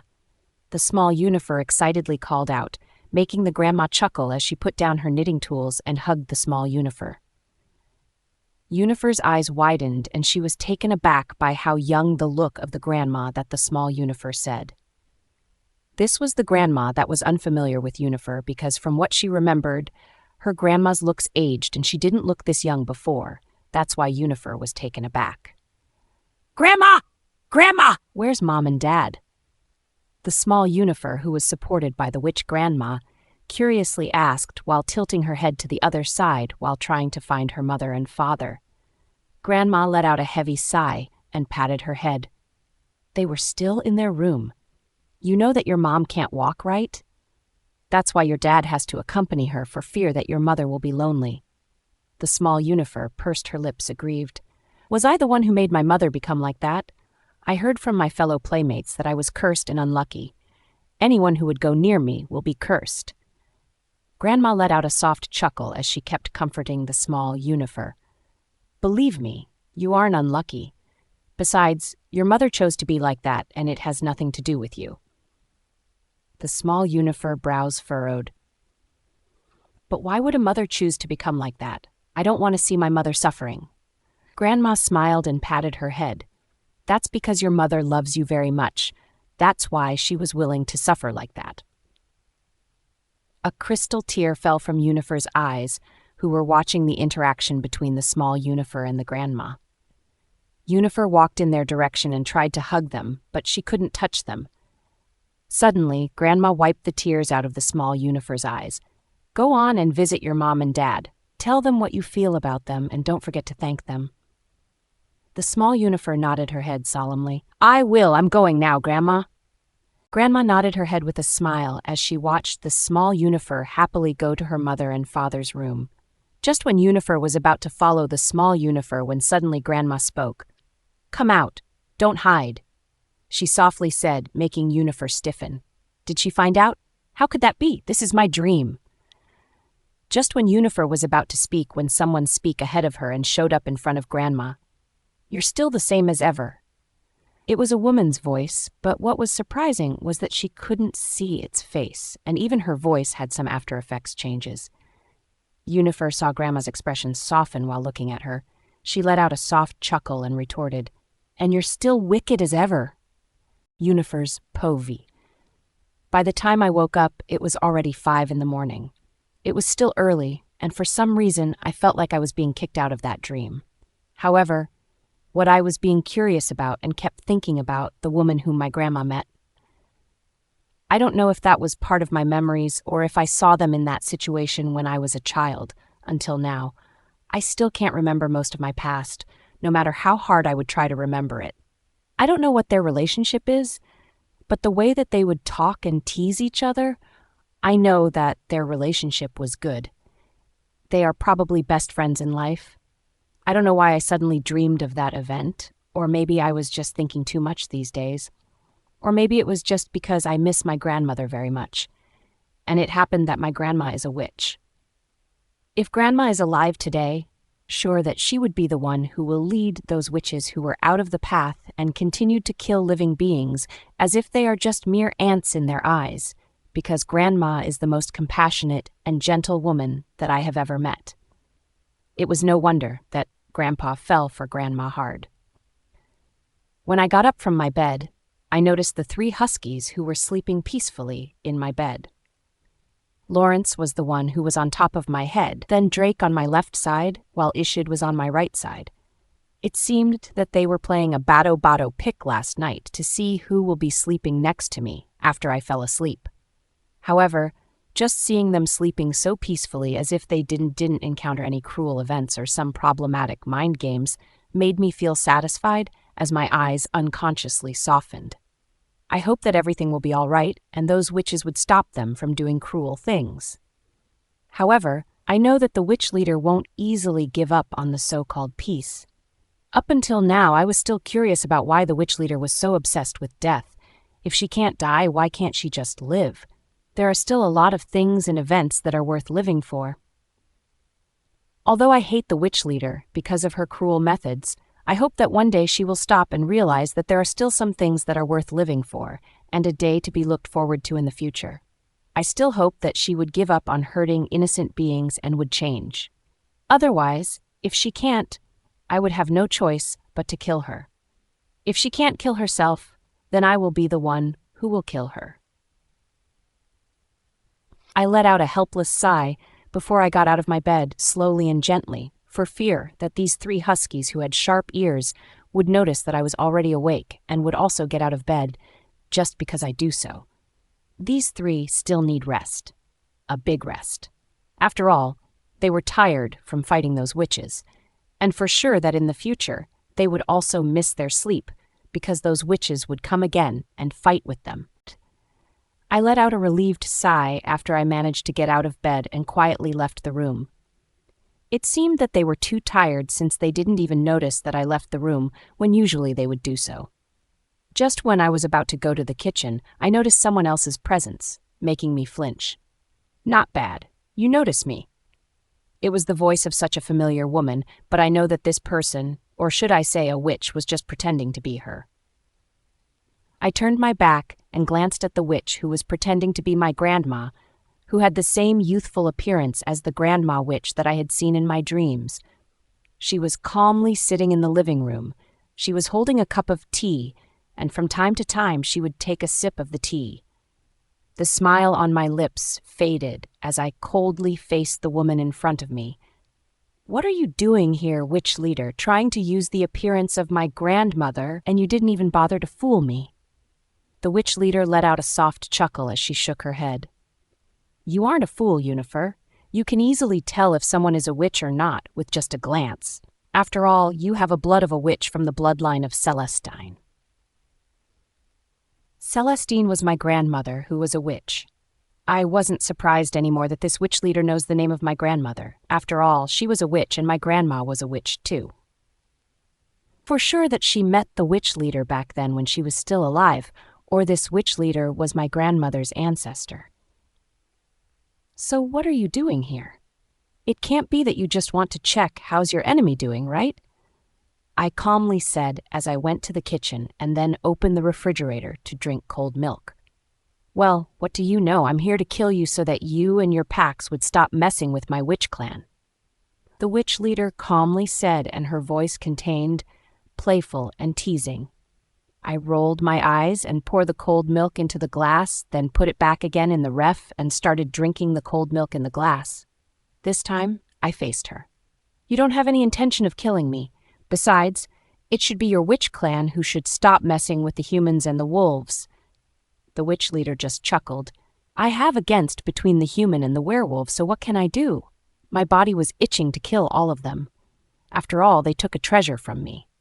My brows raised after hearing the word treasure from her mouth. Although she sounded playful, her eyes can't lie. She wasn't lying about it.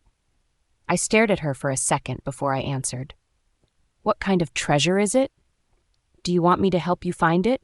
Maybe if I can help you find it, then you can rest in peace and would stop killing those innocent beings.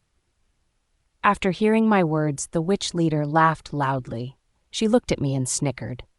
You can't find my treasure? Even for someone like me who already live a long life can't find it. How much more a cub like you?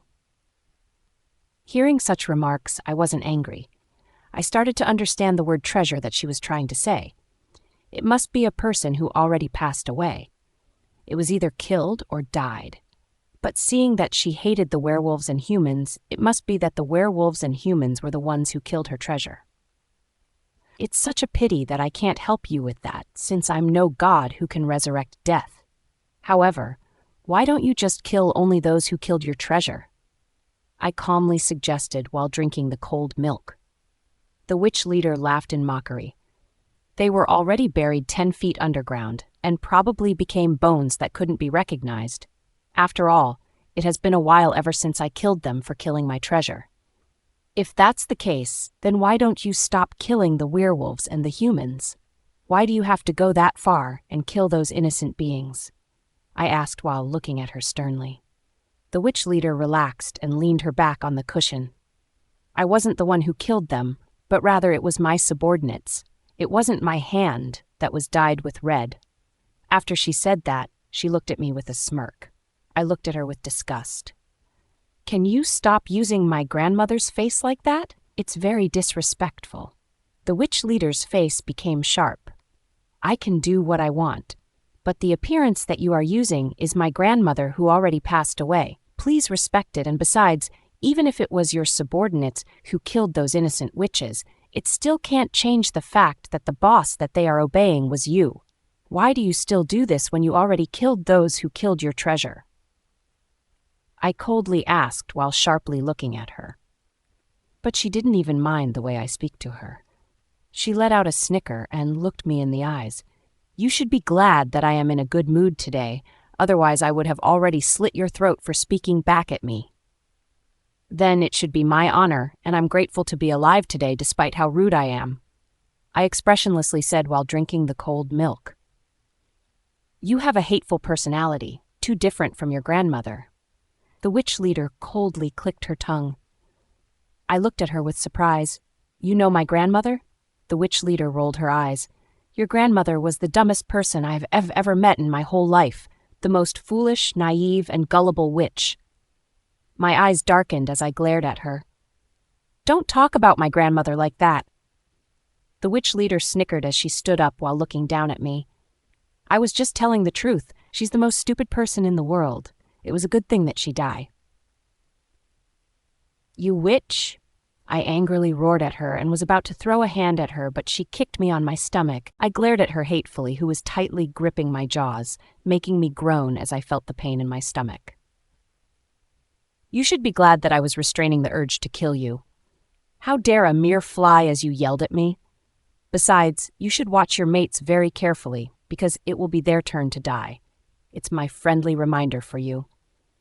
She coldly said, and after she said she tapped my cheeks and disappeared without a trace. As if she was just my hallucination, Yunifer's POV. I was sitting alone in the living room while calmly rethinking my decisions. I never thought that the witch leader would show up in front of me, and we even talked calmly at first, before I managed to piss her off. I guess she was in a good mood back then. However, whether she was in a good mood or not, in the end, she was still an enemy. She was the witch leader who was controlling her subordinate witches to destroy the human beings and the werewolves. I let out a heavy sigh as I was about to stand up from sitting on the couch and start my morning training. but then I heard a childish voice behind me who jumped in my direction and hugged me tightly. "Sister, you're finally back." It was Asher who greeted me with a smile on his face while looking at me with a dazzling gleam. I let out a soft chuckle as I looked at him and patted his head. "And I came back yesterday and you were still sleeping in your room, so I didn't disturb you, plus I was too sleepy that time." I softly explained that he won't feel wrong that I didn't visit him last night. Hearing that, Asher nodded his head with a smile on his face. "I know, and I don't mind that. By the way, why are you up so earlier? It's still 5:30 in the morning, and kids like you should be sleeping at this hour," I softly said while pinching his cheeks. Asher pouted. "I'm not a kid anymore, and besides, I slept for too long yesterday. That's why I woke up at this hour, and I still have to prepare to go to school." I let out a soft chuckle. Yes, Asher is already matured mentally, but still not physically. That's why you should sleep more to grow taller in the future. Asher just chuckled and nodded his head at my statement. Then he suddenly asked me, "Sister, why are you up at this hour?" When I looked at him, he was looking at me with pure curiosity. Seeing him being like this, I couldn't help but pinch his cheeks a few times. Too cute. I just woke up despite that I was sleepy and tired. I was dreaming earlier, but ended up being kicked by my dreams. While I kept on blabbing about why I woke up earlier, I noticed that Asher was staring at my face. More like he was staring at my jaws, making my brows furrow as I stopped from blabbing about those events and asked him, "Is there something wrong with my face?" I asked while looking through his eyes, trying to find any emotions in them. Asher raised his head and looked at me with a calm tone, but I could feel that something was wrong with his emotions. Before I could ask what was wrong with him, when he suddenly spoke coldly. "Who did that to you?" "Huh?" I couldn't react for a while to the question he asked. "What do you mean?" I was clueless about what he asked. Asher clicked his tongue and pointed at my jaw with a cold tone. "This. Who did this to you? Why is it red and had a finger mark as if your jaw was tightly pinched by someone?" He suddenly looked like a detective when saying those words, questioning me, and at the same time, his eyes would stare at the mark on my jaw, trying to find any other clue, but since he couldn't find one, he raised his head and looked at me. He was waiting for me to speak and confess to him. I let out a heavy sigh. I thought that it already healed, since given that I was a wolf and have a healing ability, but who would have thought that there was still a mark left? It seemed that werewolves could only heal their wounds if it is heavily injured or wounded, except for only having a mere swollen cheek or a red print on their body. It won't work since it wasn't a wound. I looked at him and patted his head. "Well, it was nothing." "Nothing? Sister, are you trying to hide something from me just because I'm a child? I also wanted to protect you too, even though I have a body like this after you are my only family and I don't want something to happen to you. You are very dear to me and I can't afford that something would happen to you," Asher softly said, but his words were contained with seriousness and worry as he was looking at me with reddened eyes, making me feel guilty. A smile appeared on my lips as I leaned down and kissed his forehead. "I know. This sister won't lie to you, and it's nothing since the witch immediately left after we finished talking." "Is it the witch leader whom you were talking about since the other day?" Asher curiously asked while looking at me. I helplessly chuckled and nodded my head. "Yes, that's right. It was the witch leader whom I just met earlier, and other than that, we were just talking, and it just that I provoke her, that's why she pinched my jaws. After that, she left." "Why did she leave?" Asher curiously asked with a frown. I tapped his nose and shrugged my shoulder. "I don't know either. Maybe she was too pissed about looking at my face and talking to me, so she went back to her mansion. Anyway, it all doesn't matter right now. It was just a good thing that she didn't plan to kill me in the first place. Well, she seemed like she had no intention of killing me." "You met the witch leader?" When I turned my back, my eyes widened in surprise upon seeing Drake, who was already awake and was walking towards our direction. It just happened that he heard our conversation about the witch leader. I saw him walk in my direction and looked at me with worry. "Tell me, did that witch hurt you?" Before I could open my mouth, it was Asher who spoke. "Yeah, The witch hurt her. The witch tightly gripped her jaws, which results that it left red marks on her jaws. After Asher said that, Drake looked at my jaws and his gaze darkened. "I'm going to kill that witch for hurting you like this," he angrily said with an eye like a beast who was already eyeing his prey. I let out a heavy sigh and tapped the hand that was holding my cheeks, making Drake look at me. "Don't worry too much. I think that the witch leader wasn't planning on killing me." "But she was planning to hurt you. Is that any difference between not killing but hurting?" Drake let out a grunt and looked dissatisfied that I was trying to reason with the witch leader. I shook my head helplessly. I wasn't trying to reason with the witch, since what she did wasn't right. I was just telling you that I am already fine, and that witch didn't meet me to kill me, because if she does, you were already mourning my body at this hour. After all, when the first time I saw the witch who was using my grandma's face, she didn't emit any presence, as if she doesn't have existence. Plus, I could feel that she was way more powerful than me. So, how could I dare to mess with her? I only talked with her after I learned that she didn't meet me just to kill me, but rather to have a chat with me. But why would she want to have a chat with you? It was Asher who asked with a frown look on his face. I shrugged my shoulder. I don't know what's her reason for talking with me.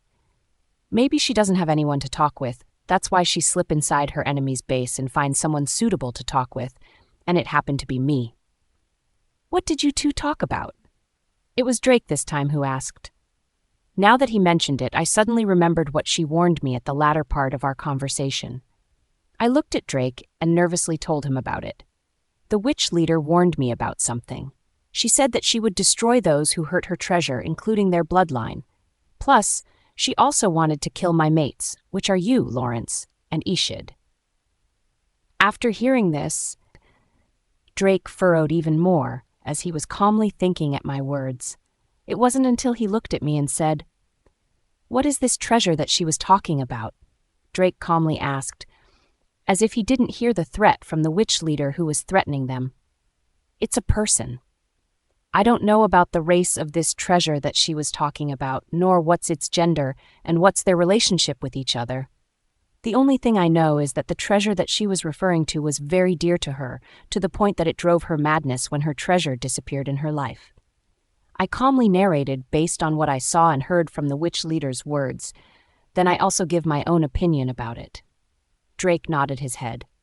"It sounds like a partner. A lover." I shrugged my shoulder. "I don't know. Maybe they are." "About the matter that she was also targeting us, your mate, for what reason?" Drake asked. I also shook my head. I don't know either. I don't know what's the reason why the witch leader also wanted my mates to get implicated. Maybe it was because my mates were helping those innocent people whom they targeted. That's why the witch leader saw that my mates were a threat to her, so she wanted to get rid of them. However, how could I let the witch hurt my mates like that? I would never let the witch leader harm them. Over my dead body. But it doesn't matter what's the reason why the witch leader was targeting us, since we are already prepared for that from the moment that we started to help those innocent people whom they targeted. Drake calmly stated, as if he was speaking like it was nothing to him, and the threats of the witch leader won't affect him. Yunifer's POV. Listening to Drake saying those words, I couldn't help but think about the family of those innocent young maidens who were killed by the witches who planned to use their appearance to get the information that they wanted. I raised my head and looked up at Drake. After seeing me looking at him, his eyes unconsciously softened as his hand reached out to caress my head as he softly asked, "What is it that you want to ask, my dear?" A curve lifted on my lips after I heard him say that. Then when I remembered what I wanted to ask, my face became serious as I asked him, "What happened to the family of those young maidens who were killed by the witches?" Hearing that, the hand that was a caress on my head flinched, then he continued. I saw him sigh before he answered. Out of 20, only 5 families were alive. We were too late to save those 15 families who have chosen to be with their daughter through the illusion that the witches had made, and they died in that illusion too after the witch killed them. Now, The 5 families were in a coma and were sent to be monitored by the pack doctor. Those 5 families were also approached by the witch who pretended to be their daughter, but in the end, they choose to believe us, so they weren't trapped by their illusion, and they didn't let their guard down, which was why, although they were injured from trying to save themselves from the witch who wanted to kill them after knowing that they found out that they were not their daughters, they were still in comatose until now. They haven't woke up yet. I pursed my lips as I couldn't help but feel angry towards those witches who were killing innocent people, as if their life was just nothing to them. Although the witch leader had grudges against those people who hurt her so-called treasure, doesn't mean that she also has to bear her grudge towards to their bloodlines. They have nothing to do with what their ancestors did, and they didn't choose to be born into that bloodline too. However, no matter how hard I tried to convince the witch leader earlier, her heart was made of stone, and so is her mind. No one can change it, and she doesn't want to change it either. I don't know what had happened to the witch leader and her treasure for her to bear such a heavy grudge that implicated those innocent beings, but this is not right. This is already too much. So many innocent people died because of those witches, because of the grudge of the witch leader. Just what the hell had happened to her treasure? That's why she bare such a grudge like this, and made the generation of the ancestors who messed with her treasure. I let out a heavy sigh as I massaged my temples. Also, do you and your siblings happen to kill or mess with a witch in the past? I asked while looking at Drake, who sat down next to me while hugging my waist. Meanwhile, Asher excused himself after seeing that he was going to be the third wheeler again and went towards the kitchen to find something to eat, while at the same time he was listening to our conversation.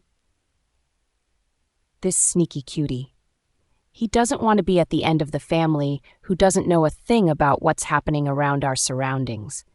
He is the type of person who loves to be curious and wanted to find a solution to any problem. He is also smart and sharp too. There's nothing gossip that he can't know. If he wants, he can. I snapped back to Drake after I heard him answer while shaking his head. No, in the past there was no witch.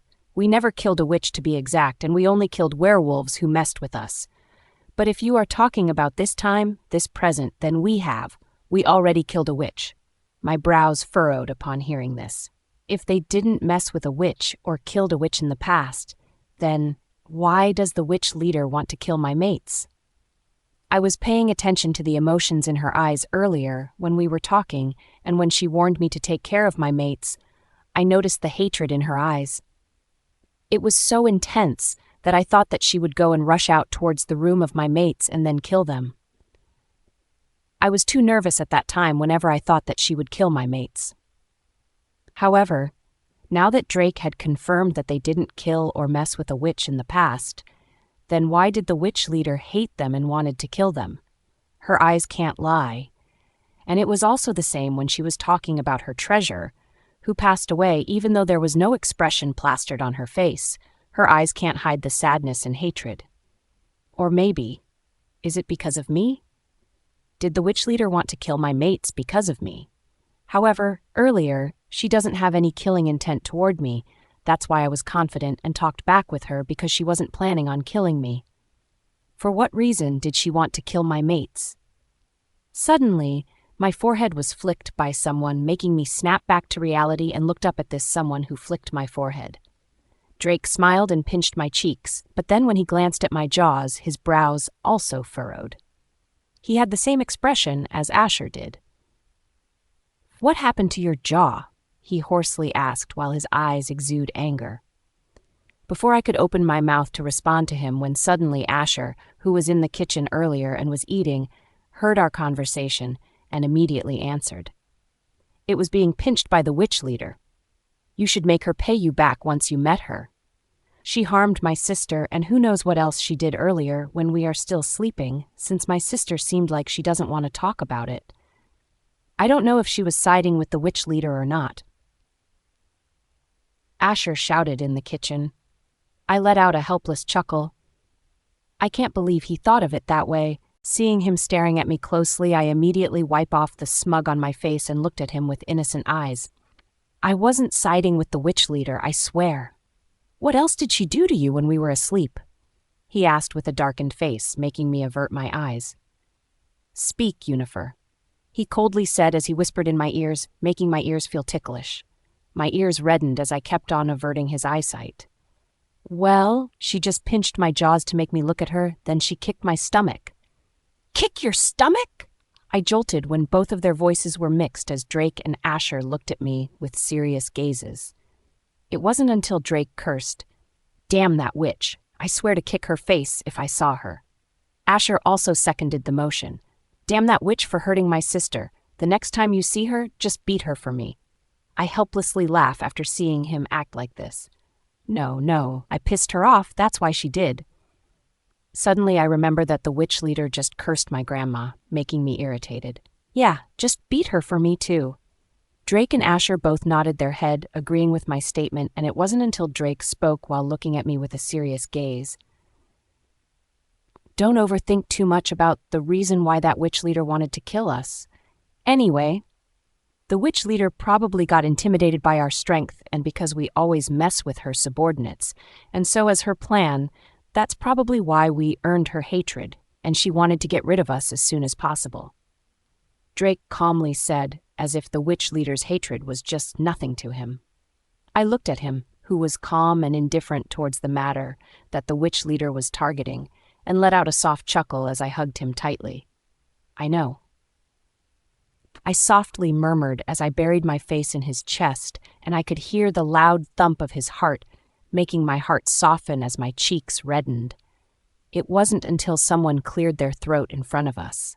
Ahem, ahem. Care to tell me what is going on, and this is the first thing that we saw once we were awake? It was Ishid's voice who had faked his cough while looking at us. When I looked back and was still in the embrace of Drake, I saw the jealousy in his eyes, making me chuckle. Drake clicked his tongue. None of your business. You can go ahead and continue your sleep. We won't wake you up. Then Lawrence, who had a gentle face yet had a sharp tongue, replied, Heh, you sneaky little shit. You even made a move with my mate while I was asleep? Is your face really that thick? Drake sneered while looking at him from up to down. Are you still dreaming? Kindly snapped back to reality. Ishid also intervened with dissatisfaction plastered on his face. Shut up, you two. How dare you covet with my mate? Just how thick is your face? Drake and Lawrence both shouted at each other. Hearing them fight early this morning made my head hurt. If you three dare to continue your fight, I swear you would lose your Luna from now on. I gritted my teeth as I said that. But of course I was just joking with my threat since I have no plans on leaving them even though they are such a dog. However, it seemed that my threat worked since as soon as I said those words, they immediately closed their words and reluctantly stopped fighting, but their eyes were still glaring at each other. I let out a heavy sigh as I massaged my temple. Come here, you three. I'll give you each a hug and kiss. After I said that, I felt like I had seen a tail behind them, wagging after hearing my words. Such a dog. Yunifer's povey. After I gave kisses and hugs to my big dogs, they finally settled and stopped fighting with each other as if they never fought in the first place. Lawrence got up and went to the kitchen to cook our breakfast, while Asher also went back to his room to clean and do his morning ritual. Then Ishid also took the cleaning tool to start cleaning the living room, leaving I, Drake, and also the lovey-dovey couple who just woke up and were shocked when they saw the alphas, cleaning the mansion and were about to help too. But these alphas declined their request to help and said that they could do it by themselves. I gestured to the couple to sit on the chair, which they did while at the same time Kale also glanced at Ishid, who was mopping the floor, while Lawrence was now frying for our breakfast. Are they sure that they don't want our help? It's embarrassing that we were staying in your mansion, yet we didn't do anything to help. It was Kale who shyly said his cheeks were slightly reddened from embarrassment. I let out a soft chuckle as I shook my head. Don't worry too much about it, since those two always do that early in the morning. You will get used to it in the future. Kale just nodded his head, but his face showed embarrassment. After all, in Havoc's mansion, he was always the one who cooked and cleaned, since it had been his habit ever since he was a kid, and habits can't easily die. That's why when Havoc proposed to let the chef and maids do those things, Kale was uncomfortable and requested that he doesn't need chef and maids, that he can do it on his own. After all, at that time, Kale was insecure about himself and was afraid that if he acted pompously, he would lose his value, the same way that he had lost his value in the eyes of his family. He was afraid that Havoc would hate him and would shoo him away. That's why, even though his body was weak, he would be the one who took the initiative to clean, wash the dishes, wash the clothes, cook for breakfast, and anything else that a servant's supposed to do until he passed out, because there was a lot of work needed to do, especially that he was living in a big mansion. Ever since that day, Havoc was afraid to let him do anything and even hired a lot of butlers and maids. But since Havoc knows that Kale would be uncomfortable if he doesn't have anything to do, so he left the kitchen for Kale, and he can do anything with it. I glanced at Kale, who was uncomfortable and embarrassed. I let out a soft chuckle as I shook my head. You are already a big help, since we would be asking if the two of you are interested to go to the B city and to spy if those witches were using another identity to enter the city, since they already know that we are watching them and know that they could fabricate their appearance. Who knows what their witch leader was thinking? If she may be in a bad mood, she would order her subordinates to slip inside the city and then slaughter those innocent people. It would be a disaster. When Kale heard that, his eyes trembled as he looked at Havoc, as if he was asking for permission. Havoc softly smiled at him as his hand patted Kale's head. You can do what you want. I would support it as long as it won't harm you, and besides, I would be here to protect you as well. Hearing this, Kale's eyes brightened, and he looked at me with a bright smile plastered on his face. Yes! Yes! We will go with you. I've been planning to drive out those witches who wanted to harm those innocent people, even though I have this frail body, but since you suggested it, I am very glad to help. Seeing him this way, I couldn't help but chuckle as I nodded my head. I know, that's why I suggested it to you. I'm also glad that you will lend you hand. Kale smiled shyly and nodded his head. Well, those witches also targeted me, so I can't just sit around and relax while waiting for them to appear in front of me. Then his face became serious as he added, Actually, one of Havoc's guards who were spies those witches reported that those witches are already making a move. Drake, who was silent and was listening to our conversation, also nodded his head in agreement. That's right. One of my subordinates who were eyeing the movements of the witches had reported to me that there were another 30 bodies that disappeared. It was either men, females, children, or the elderly. They disappeared and never come back. I suspected that it was those witches who were the ones behind their disappearance of them. We still don't know if they are still alive or already dead, the same way that happened to those 20 young maidens, since my subordinates couldn't find any traces left by those victims. Until now, they didn't stop from trying to find any traces or single clue that leads to either the witches themselves or the disappearance of those people. When I heard this, I secretly clenched my fist in anger. It seemed that the witch leader didn't consider my proposal about stopping the killing of those innocent souls who weren't the ones who killed her treasure. Although I already expected this, but deep down inside I was hoping that she would listen to me and would not retort to any of these things to do her revenge. But who would have thought that she proceeded from killing those innocent souls whose only sin is to be in the same bloodline as that ancestor who might be the one who killed the witch leader's treasure that can't be identified? What's her relationship with the so-called treasure? I let out a heavy sigh as I bit my lower lip, trying to lock away my anger. Drake glanced at me, and his hand gently caressed my face, and his finger touched my lips. Stop biting your lips. It would bleed. I obeyed his words and stopped biting my lips, making Drake sigh in satisfaction as he pinched my cheeks. Don't think too much about the witch leader and why she did that, even though you already tried to talk to her to stop from doing those things, but in the end she didn't listen. Those who are already resolute to use violence for their revenge had already lost their sanity, and they would do anything just to get their revenge, even if it means retorting violence. Isn't it what the witch leader was doing? Her heart was already made of stone, and it can't be moved anymore. Drake calmly explained while looking at me gently, making me feel warm upon seeing the way he looked at me and the way he talked to me.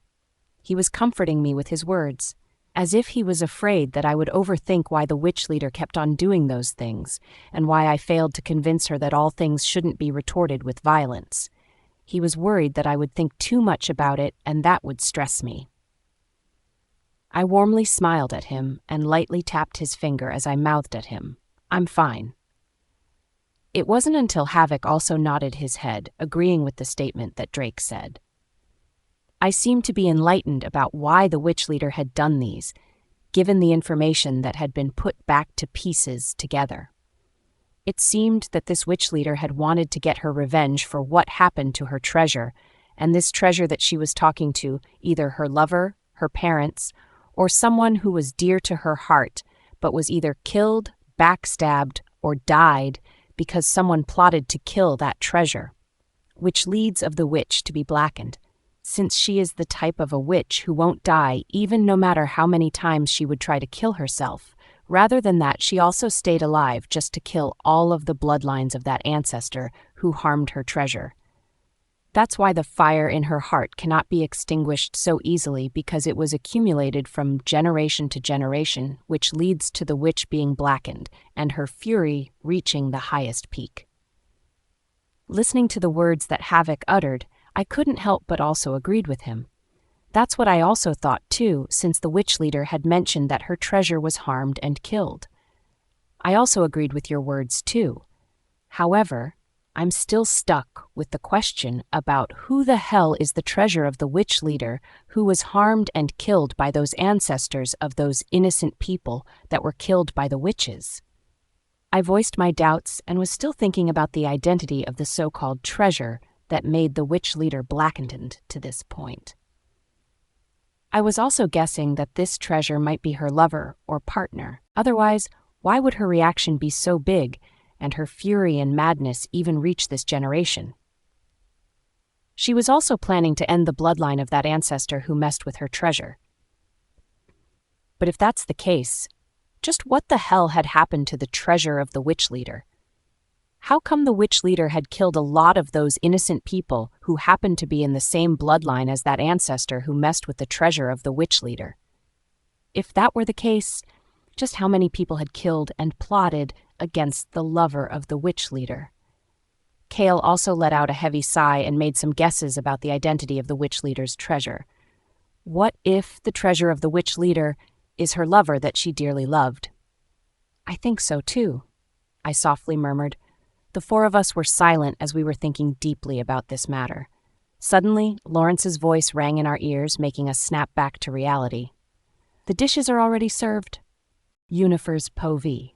After we had our breakfast, Drake, Havoc, Kale, and I went to the B City, leaving Ishid and Lawrence in the mansion to take care of the affairs regarding the pack matters. Plus, they are also responsible for protecting the mansion, and so are the packs who rely on them, and was awaiting for their commands. Plus, the packs can't rule without its commander or its authority, which is the Alpha King. But since the Alpha King needed to go to the B City to deal with the matters regarding the wolves, only Ishid and Lawrence were left to rule the packs, since they were also recognized as their commander. Plus, they were also the siblings of their Alpha King, which is easier for the packs to recognize them as their alphas. Although Ishid and Lawrence were reluctant to leave me and wanted to go with us since they have matters to take responsibility for, they can't let it off the hook. After all, it would be more troublesome if those witches would attack the mansions and the pack while they were all away.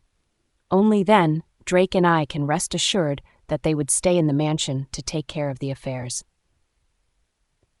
After we arrived at B City, we went straight to the police office to find out more about those people who suddenly disappeared, and until now, they still haven't gotten back.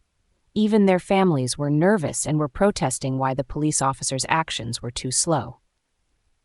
When we stepped on our feet inside the police office, we were stopped by an officer. "Who are you? You can't freely enter the office without the permission of the head office," one of the officers said while looking at us politely, yet he was overbearing. It wasn't until Havoc was the one who answered, "I wanted to meet your head office. Just tell him that Havoc was here and also the one with whom he made an appointment, also here." He was probably referring to Drake, whom he talked about someone whom the head office had made an appointment with. At first, the officer was hesitant, and the way he looked at us was filled with doubt. But in the end, he doesn't have a choice but to fulfill our requests. "Okay, I will call the head office to inform your presence. Please wait for a moment," he politely said before he dialed the number of the head office. While waiting, we sat on the chairs while looking at the officer who was nervously talking to the head office. And it wasn't until he revealed shock and disbelief that he ended the call. Then he looked at us with much more respect, and the way he spoke to us was much more polite, as if he was facing a high-rank official or something. "Please wait for a few minutes. The head office will be here to meet you," the officer politely said, and we just nodded our heads to indicate that we understood. It wasn't until we heard a few howls and cries from the outside, making me frown, and couldn't help but look at the officer who was sweating profusely and didn't know what to do with the people outside who were protesting them. What happened to those people outside? I couldn't help but pretend to ask the officer, trying to squeeze out some information from his mouth. Now that the way he viewed us was different and treated us with respect, how could he not answer my question? "Well, actually, I shouldn't have to say these matters to anyone, but since you were an important guest to the head office, so I guess it should be okay to tell you about this." He let out a sigh and continued speaking. "To tell you honestly, the reason why they were protesting outside was because of the disappearance of their family members, and until now, we still weren't able to find them. Even though we were investigating this case very carefully, we still weren't able to trace the disappearance of them.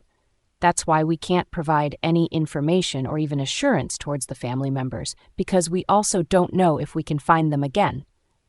In truth, we have guesses that they were already dead, or something had bad happened to them, but if there was no evidence, we can't stop ourselves from investigating the case. Although I already know that it was probably because of the disappearance of their family, I still couldn't help but feel shocked and contemplate this matter, especially that the protest, the howls, and their cries that were filled with pain and longing for their loved ones who got disappeared without leaving any traces, as if they didn't exist. My child. My child. Help me find my child. Bring me back my child. He had been lost for 2 days, and yet until now there was no news. My father. Please help me find my father. My daughter was also lost.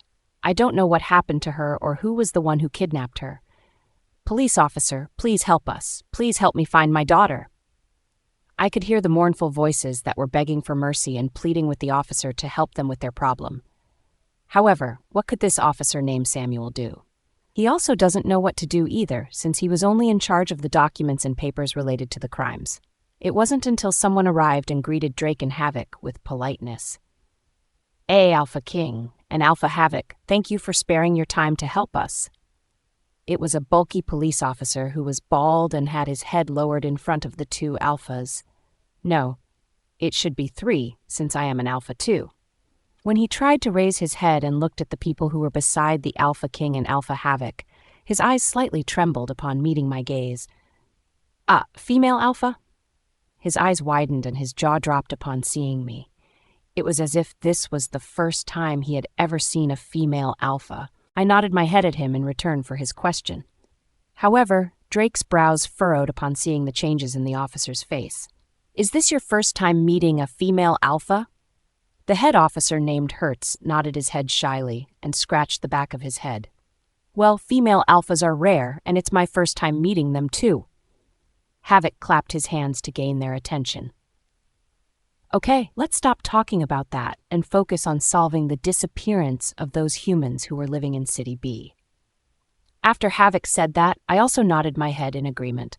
After all, knowing that I'm an alpha wasn't as important as helping those families who were outside, mourning and crying about the disappearance of their loved ones. While Drake was sitting on the chair while facing Hertz, who was starting to give a brief explanation about what had happened in this city. On Tuesday, 4th of the first week, 3 of the family had reported that one of their family members didn't come back to their house despite that usually they would do. They also reported that maybe they were kidnapped. On Wednesday, someone reported 10 of the people who disappeared, and also reported that they were kidnapped. Even until now, there were already 17 new cases about the disappearance of people in City B. Now, even we, who were in charge of finding out the reason why they disappeared without leaving any traces. We were helpless in this case, especially since we let the families of the victims down, and we can't even provide them assurance that their loved ones were still alive or were unharmed. Now we could only ask the Alpha King and the Alphas to provide strength and help us with this case. Hertz calmly yet seriously said while facing the Alphas in front of him. He also looked at me and Kale, who was next to Havoc, listening to the conversation very carefully, as if he was also doing his best to provide his opinion about this matter that could help the officers and the family of the victims. However, how come this police officer knows about Alphas and even knew the Alpha King? Isn't he a human? I turned to look at Drake with a curious expression plastered on my face as I asked him in a low tone, "How come he knew about you, the Alpha King, and he seemed to be knowledgeable about the Alphas too? Is he a hybrid?" Hearing my question, Drake turned his head and looked at me as his hand reached out to pat my head as he shook his head. "He's not a hybrid. He's a human.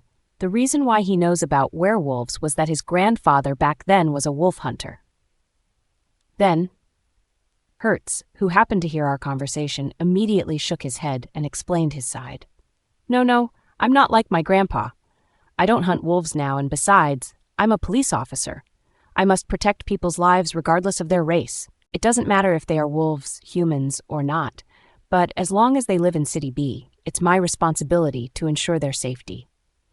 Listening to his explanation, I nodded my head to express my understanding, then I couldn't help but ask him, "Do you believe in witches too?" Hertz had a helpless expression plastered on his face as he answered, "I have to. I didn't believe in those at first, since I thought they were myths. But after the Alpha King told me that it was the witches who were behind the scenes, I immediately believe it." "You're not doubting the Alpha King's words?" I asked while looking at him with curiosity. Hertz chuckled and shook his head. "There's no reason for the Alpha King to lie with this matter." Havoc, who was also listening to the conversation, couldn't help but since you said that you couldn't find any traces left by those people who had disappeared had been kidnapped by witches, can we see the documents and the reports about the lists of those people who had disappeared? After Havoc said those words, Hertz immediately stood up and went to his office to get the documents and present them right in front of us. Yunifer's POV. Seeing the piled documents in front of us that were nearly arranged in an orderly, I couldn't help but praise him for arranging them neatly so that could easily be read by us, and it is pleasing to the eyes, especially since it was arranged neatly. I also took one of the documents that were piled in front of us, and it was also the same with the 3 who were also reading the documents one by one. A silence had come for a moment while we were reading the documents about the full information of those victims, plus the detailed report of their family statements. While we were busy ourselves, reading the documents, Hertz also blended us with some tea so that we could sip tea while reading the documents. While reading the documents, and at the same time sipping the cup of tea, my brows couldn't help but furrow upon seeing the same idea that could be our leaders, and also a piece of new information. I calmly put the documents back on the table after reading them, and the 3 had already read the documents and also put the documents on the table. We looked at each other with great understanding and nodded tacitly. It seemed that all of their disappearances happened near the forest. What's weirder was that the victims were acting as if they were possessed and suddenly want to visit the forest. It seemed that they were enchanted or bewitched. That's why they suddenly wanted to visit the forest. I calmly narrated my findings while letting out a heavy sigh. Kale also nodded his head and stated his opinion on the matter. It seemed that the witch put a spell onto their targets, which are the victims, and bewitched them so that they would come on their own feet to meet the witch without knowing that they were already bewitched. and no one knows what would happen to them other than the witches who had their sights on them. I let out a heavy sigh as I stood up. Seeing that I stood up, they looked at me with confusion as they were about to open their mouth to ask me where I was going, when suddenly they also stood up, and we all both went outside of the forest. I heard a scream coming from the forest, and although the forest and the police office were a bit far from each other, because I already manifested as a wolf and had a characteristic of a wolf who had sharp hearing, I was able to hear it clearly and precisely, which was why I immediately stood up. Of course, since Havoc and Drake were also alpha, they also stood up and rushed towards the forest along with me, while Havoc, on the other hand, was holding the waist of Kale, who can't run fast because he's an Omega. And even if he could run fast, given with his stamina, it's still no good. He could barely keep up if he would run on his own, and so that Kale won't also get tired of running, Havoc just carried him. By the time we arrived at the forest, I noticed that the air had changed. Even the sky darkened, and I could feel eerie around the forest. "Be careful," I softly said to them. Drake nodded and said, "Pay attention to your safety." I nodded at him and made an okay gesture, and before I could step my foot inside the forest, Drake grabbed my wrist as he pulled me close to him, leading me to slam my body on his chest as I felt his arm wrap tightly around my waist in a protective state. I raised my head and looked at him in confusion, but before I could open my mouth to say something, when suddenly I heard a loud boom that crashed on the nearest tree, which is in the same direction where I was about to step my foot in. "Witches," I softly murmured as I was slammed into Drake's embrace. "Be prepared. Wolves are also here, and they were on the witches' side." I heard him say in a calm yet serious tone while gently patting my head. I nodded my head and couldn't help but let out a heavy sigh. It seemed that those werewolves who sided with the witches were also bewitched and turned into a puppet by the witches. However, I doubted that the one who controlled those werewolves who were on the witches' side was none other than the witch leader. As far as I know, the only one who could make a living being submitted to them and being their puppet was only the witch leader. Otherwise, how could she turn her subordinates into her puppets, whom she could control at her own will, even though they have their ideas but don't have any other choice but to submit to the witch leader who had the authority over them? She was the only one who could control someone. As expected, there were large werewolves who step outside of the forest and meet us. His face was furious, and he was growling from anger. There were even traces of saliva that flowed out of his mouth while looking at us with the intent to kill. "They were controlled," Drake said with a serious tone, and his face darkened as he stepped his foot to meet with the werewolves. Before he faced them, he looked at me, and warm as his hand reached out to caress my face. "Take care of yourself, okay? Don't let yourself be in harm. If you are in trouble, just shout for my name, and no matter where you were, though, I will be there for you." Hearing those words from him, a soft curve appeared on my lips as I nodded my head at him as hugged him. "And I know. You should also take care of yourself and let yourself not be harmed." After I said that, he reluctantly let go of me and went to face the werewolves who were eager to fight with us. While Havoc also went in the other direction along with Kale, who was also looking for the victims, while I went directly inside the forest to meet with the witches who were behind the scenes. Third person's POV. Meanwhile, on Drake's side, two werewolves were facing each other with undisguised hatred and murderous intent. The full moon shone brightly even in the darkened sky. As soon as their eyes met, they both let out a fierce growl as they faced each other with killing intent. The other large werewolf who had darker fur growled at Drake and lunged forward. Its claws were outstretched, trying to get Drake, but Drake was quick to react, which was why the other werewolf missed his target. Drake dodged to the other side and countered with a swift swipe of its claws. The other werewolf also tried to clash with Drake and attack him with his sharp claws, but he narrowly missed getting hit. But it quickly regained its balance and sprang back into action. Grrr. The other wolf growled with eyes that already lost their luster and had already turned dark as an abyss, clearly telling that he was being controlled by a witch. Despite that, this other wolf was strong, especially since the witch who was controlling the wolf was also strong and merciless and doesn't care about the other's life. It doesn't even matter if the wolf that she's controlling right now would be battered to death or die, as long as she could have the chance to fight with and measure her opponent's strength. The two werewolves began to circle each other, sizing each other up and looking for an opening. The other werewolf made another attempt to attack Drake, but this time Drake was ready, and as if he had already seen that coming, he dodged to the side and grabbed the werewolf by the arm, throwing it to the ground and slamming it hard to the point that the werewolf howled in pain. However, despite the pain, the werewolf quickly got back on its feet and the two werewolves resumed their circling. They both made feints and jabs, trying to catch each other off guard, but neither was able to land a solid hit. However, the other werewolf made a reckless charge, diving at Drake with the full force, who didn't even lower his guard.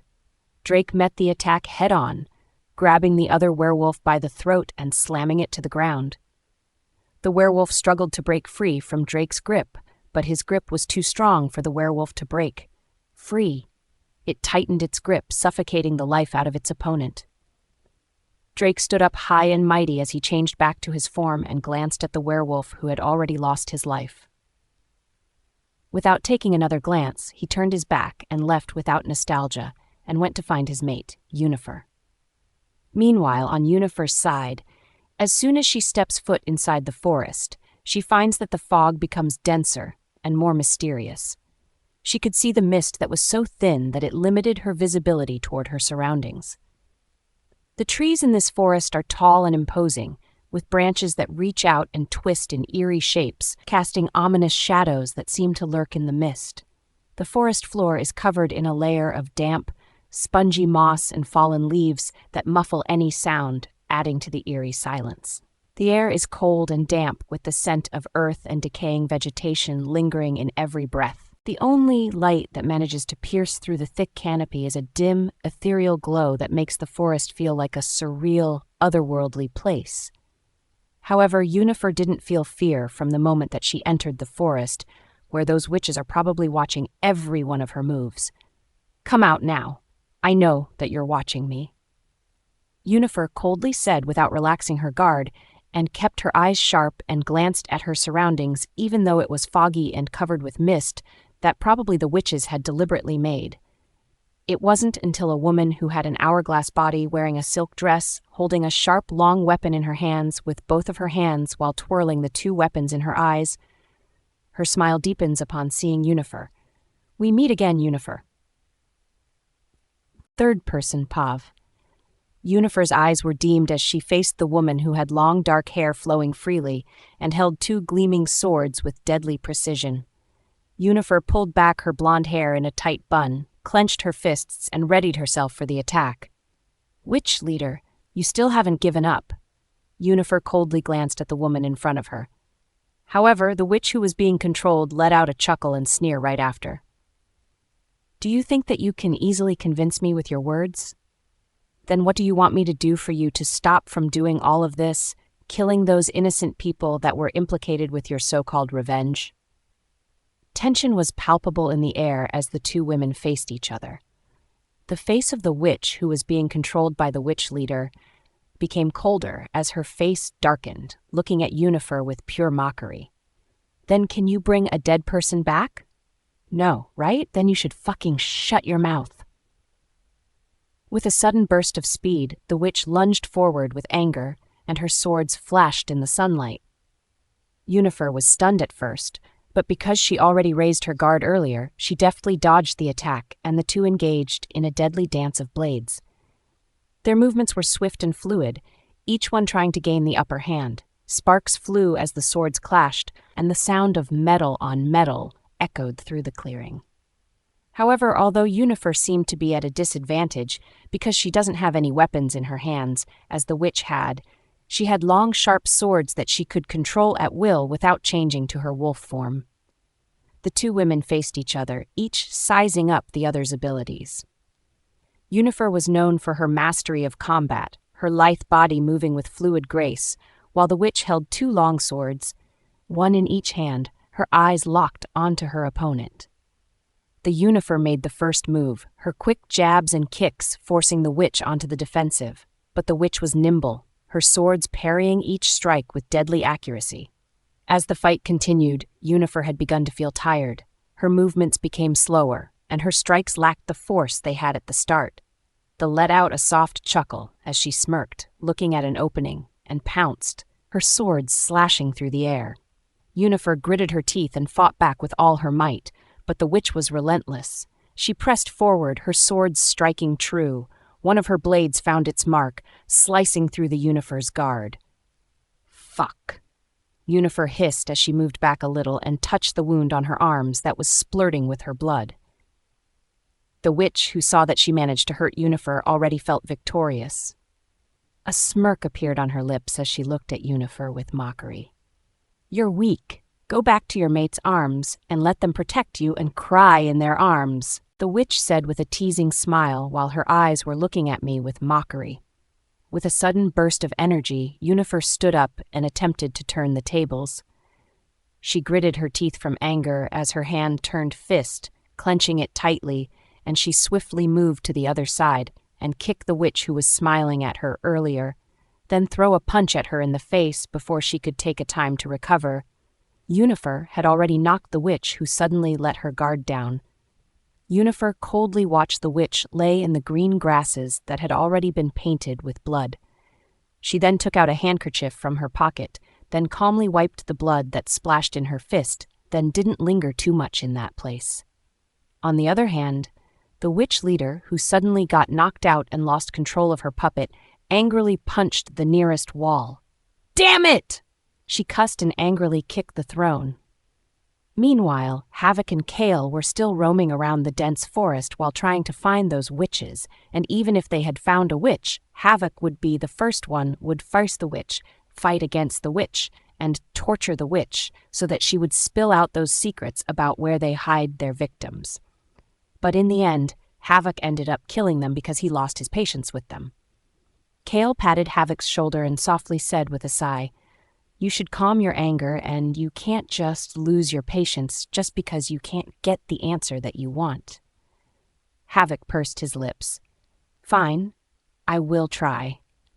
After he said that, they had already met with 3 witches who were holding a man's hair, and they saw how the man was cruelly beaten by the witches. The witches froze upon they felt someone else's presence behind them. When they looked back, they saw that it was an Alpha together with an Omega. Havoc glanced at Kale, who calmly nodded his head at him. Then he softly whispered, "You go on and deal with them. I will be fine alone here. I'm not as squeamish as you thought that I am." Havoc stared at Kale closely, but after seeing that Kale won't change his mind, he reluctantly nodded his head. Before he left, he handed 2 sharp daggers to Kale, which Kale immediately accepted with a smile and held tightly with both of his hands. After that, Havoc had already changed to his wolf form and stepped into the clearing, and it immediately caught the scent of its enemies. He frowns in disgust as if he had just scented garbage in front of him. When the witches had seen the way he reacted to them, their cheeks flushed from anger as they were gnashing their teeth. 3 witches stood before it, their eyes glowing with a sinister light. The werewolf let out a fierce growl, ready for the battle to come. The first witch stepped forward, casting a spell that sent a barrage of ice bolts flying toward the werewolf. However, Havoc leaped to the side, dodging the bolts and wee in on the witch. The witch tried to defend itself, casting a protective shield, but Havoc's movements were too fast. It broke through the shield with a powerful swipe of its claws and bit down on the witch's shoulder. The witch screamed in pain, and Havoc spits out his saliva in disgust. However, the witch was not defeated yet. "You fucking nuisance! Get the fuck out of here!" With a flick of its wrist, it summoned a burst of fire that engulfed the werewolf. The werewolf roared in pain, but quickly regained its footing and launched itself at the witch again. Havoc swiftly moved towards the other side and threw an attack toward the first witch, and the witch couldn't help but scream in pain when she felt her vision start to blur and turn red. Her shrieks were terrifying to the point that Havoc couldn't help but frown that his eardrums were hurting. On the other hand, while Havoc was busy dealing with the three witches, Kale was also trying to minimize his presence as he slowly went towards the battered victim who was enduring the pain that he felt after being tortured by those merciless witches who were the ones who kidnapped them. When the man saw Kale, his bruised lips tried their hardest to open his mouth, and even with a hoarse voice, he still tried to warn Kale. Don't. See, come. Over. Save yourself and don't mind us. Cough. However, Kale didn't listen to the middle-aged man's words and still walked in his direction and helped him. Where's the other victims who were also kidnapped by the witches like you? Kale softly asked as he helped him sit on the grass and took out his handkerchief to wipe the blood on his face carefully. The middle-aged man shook his head. I don't know. I don't even know why the hell my feet brought me into this forest on their own, and when I snapped back from my hallucination, it was already late when I found out that I was going to be kidnapped. I even tried to seek help from those three women, but who would have thought that they are the ones who wanted to kidnap me? He hoarsely said with a grim face while coughing from time to time. Kale could hear the grievances behind his words, and his face was filled with anger.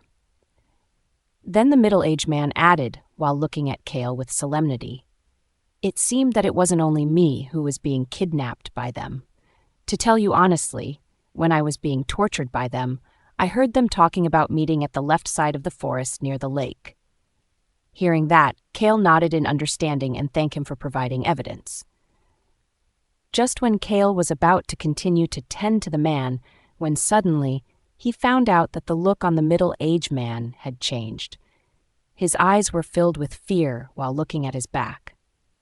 Seeing him acting like this, Kale had known that there was something behind his back, and that something is probably the witches. When he looked back, his eyes narrowed when he saw a sharp dagger almost reached out towards his face.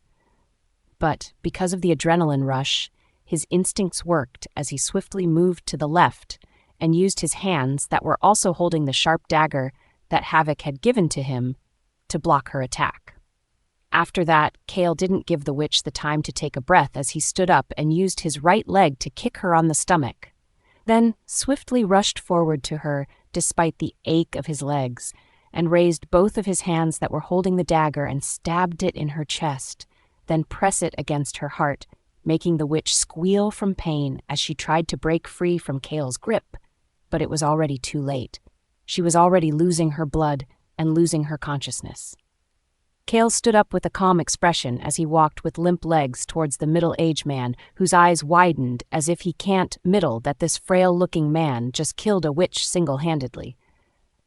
"Let me bandage you," Kale softly said, as he took out the white cotton from his pocket that he specifically prepared in case something happened like this. The middle-aged man looked at him with worry. "You're crying." Third person's POV. Kale was stunned when he raised his hands to wipe his cheeks and found out that his cheeks were wet. He then looked at the middle-aged man with an embarrassed expression, as if he was embarrassed that he cried. A man like him just cried after he killed someone. Of course, how could the middle-aged man not see the reason why Kale cried? He raised his hands and patted Kale's shoulder as he comforted him. "It will be all right, young man. Stop trembling. You just wanted to defend me and yourself. That's why you were able to do that. If it wasn't for you, probably before the police officer could find us, we would be rotten in the flesh if you didn't fight back with the witch." The middle-aged man awkwardly tried to comfort Kale, whose body was trembling and tears fluttered in his eyes. Even though he was trembling and trying to stop his tears from falling from his eyes, he was still acting like he was calm, and those events didn't matter to him. It was just that his body was more honest than his thoughts and actions. Kale cleared his throat as he hastily wiped the tears from his cheeks and tried to clear his mind, and kept on chanting that he will be fine. After he was done brainwashing himself, his hand continued to treat the middle-aged man's bruised face that he received after the fierce beating of those witches. "Did you see someone else along with those three witches? I mean, are they only 3? Or should I say 4, plus the one whom I killed?" Kale softly asked while tending, and he was trying to squeeze out some information from the middle-aged man. The middle-aged man was silent, and he was thinking hard, trying to remember if there were 4 witches or so. But then his eyes brightened and looked at Kale, who was acting like he was fine after killing the witch. He excitedly answered Kale's question. There were exactly 16 or 18 witches inside of this forest. My mind unconsciously counted them when I saw them. Then those 3 witches excused themselves towards their fellow witches and brought me along with them. Then I never thought that the reason why they did so was to torture me and to make me submit to them. The middle-aged man hatefully answered as his eyes were filled with anger and grievances. However, Kale wasn't focused on the 16 or 18 witches that maybe are here, but rather his attention was caught by the so-called submit. He raised his head and looked at the middle-aged man with pure curiosity flashed in his eyes as he asked, "What do you exactly mean by what you said about making you submit to them?" Hearing that Kale asked him that question, the middle-aged man hesitated at first, but after seeing that this young man saved him despite his frail-looking body, and despite that he would tremble in fear if he killed someone, his hesitation turned into pity as he looked at Kale. Then he said in a lower tone, as if he was vigilant and afraid that those witches would hear him. Actually, although I had just been here for half of the day, I had heard and seen a lot. I may not look like it, but in fact, I'm a mathematician. I am a math prof, and my analyzing skills were top-notch. I could think critically, especially in critical moments. That's why I was able to gather this evidence, stating that the reason why they beat and tortured us, and for sure that they also did those to my fellow victims too, was to make us weak and to make us fall in despair where no one could be our hope, where no one could be able to save us. But why is that so?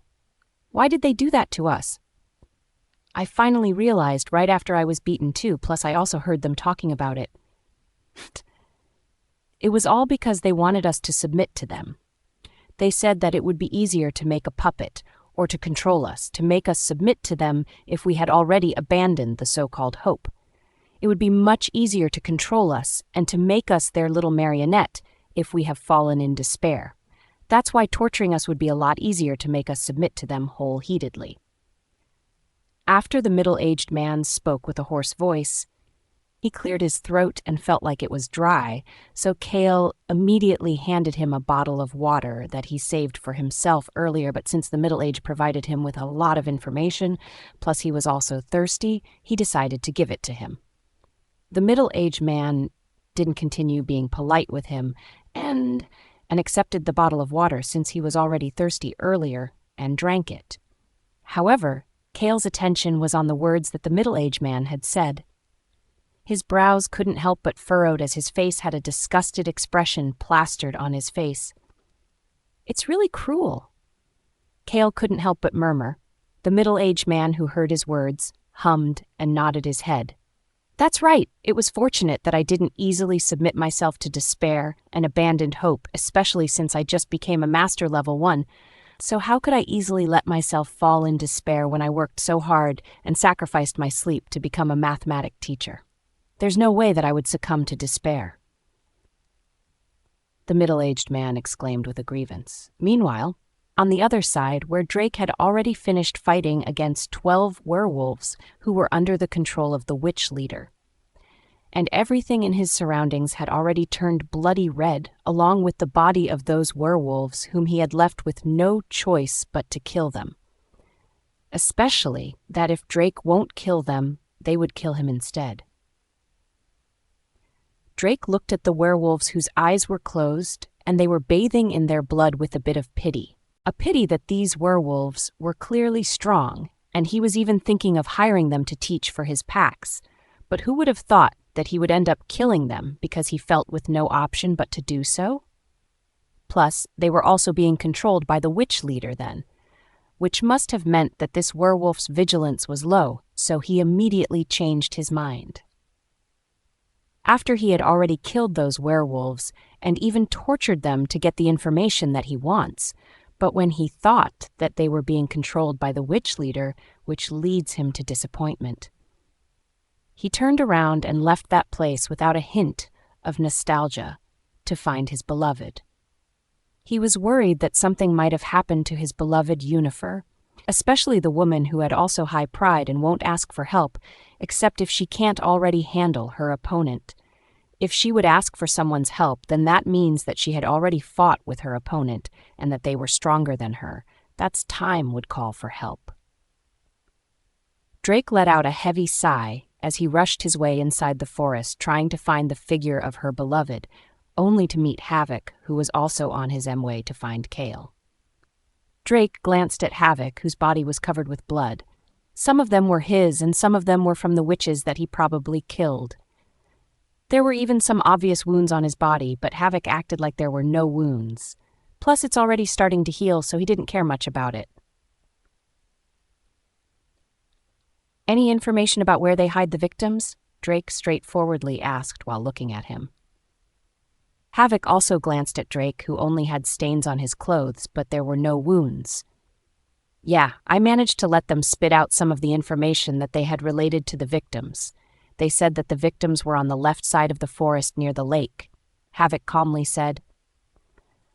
Hearing that, Drake was relieved that they finally got the lead. The only problem was that Drake looked at Havoc again and asked, "Have you seen Yunifer?" Havoc shook his head, but then he remembered that he saw a glimpse of the figure when he was on the way of fighting against those 3 witches, so he decided to tell him. "Well, she was on that way, if I'm not mistaken," Havoc said while pointing to the right corner of the dark forest. Drake nodded and pointed to the left side. "I saw Kale together with a man on that way." When Drake mentioned that Kale was together with a man, Havoc's eyes narrowed and bid his farewell to Drake before going to the left side of the forest without hesitation. Drake didn't have much time to tease him that much and directly went towards the right side where Havoc had pointed earlier, where possibly Yunifer was there. When Drake arrived at the certain place after going circles inside of the right corner of the forest, his eyes squinted when he saw Yunifer, who was leaning on the tree while sitting on the ground, huffing, and there were traces of sweat soaked in her shirt, plus those visible blood stain. Drake's eyes narrowed when he saw the tiredness on his beloved's face, and she even closed her eyes as if she wanted to take a rest, despite that she was catching her breath. When she felt someone's presence step into her place, her eyes immediately opened, and her body, which was relaxed earlier, raised its guard. "It's me." When she heard such a familiar voice and familiar presence walking towards her, that was the time that she lowered her vigilance and met his eyes. "Drake, you're back. You're not wounded, are you?" Yunifer asked with a smile hanging on her lips, as her eyes were filled with worries upon looking at Drake as if she was inspecting if he got injured or not. Drake was warmed upon meeting her smile, but suddenly his smile disappeared when he saw a large wound on Yunifer's hand that was splurting with her blood, and it was slowly healing. "Who did this to you?" His eyes darkened as he bent his left leg on the ground while gently looking at Yunifer's arms.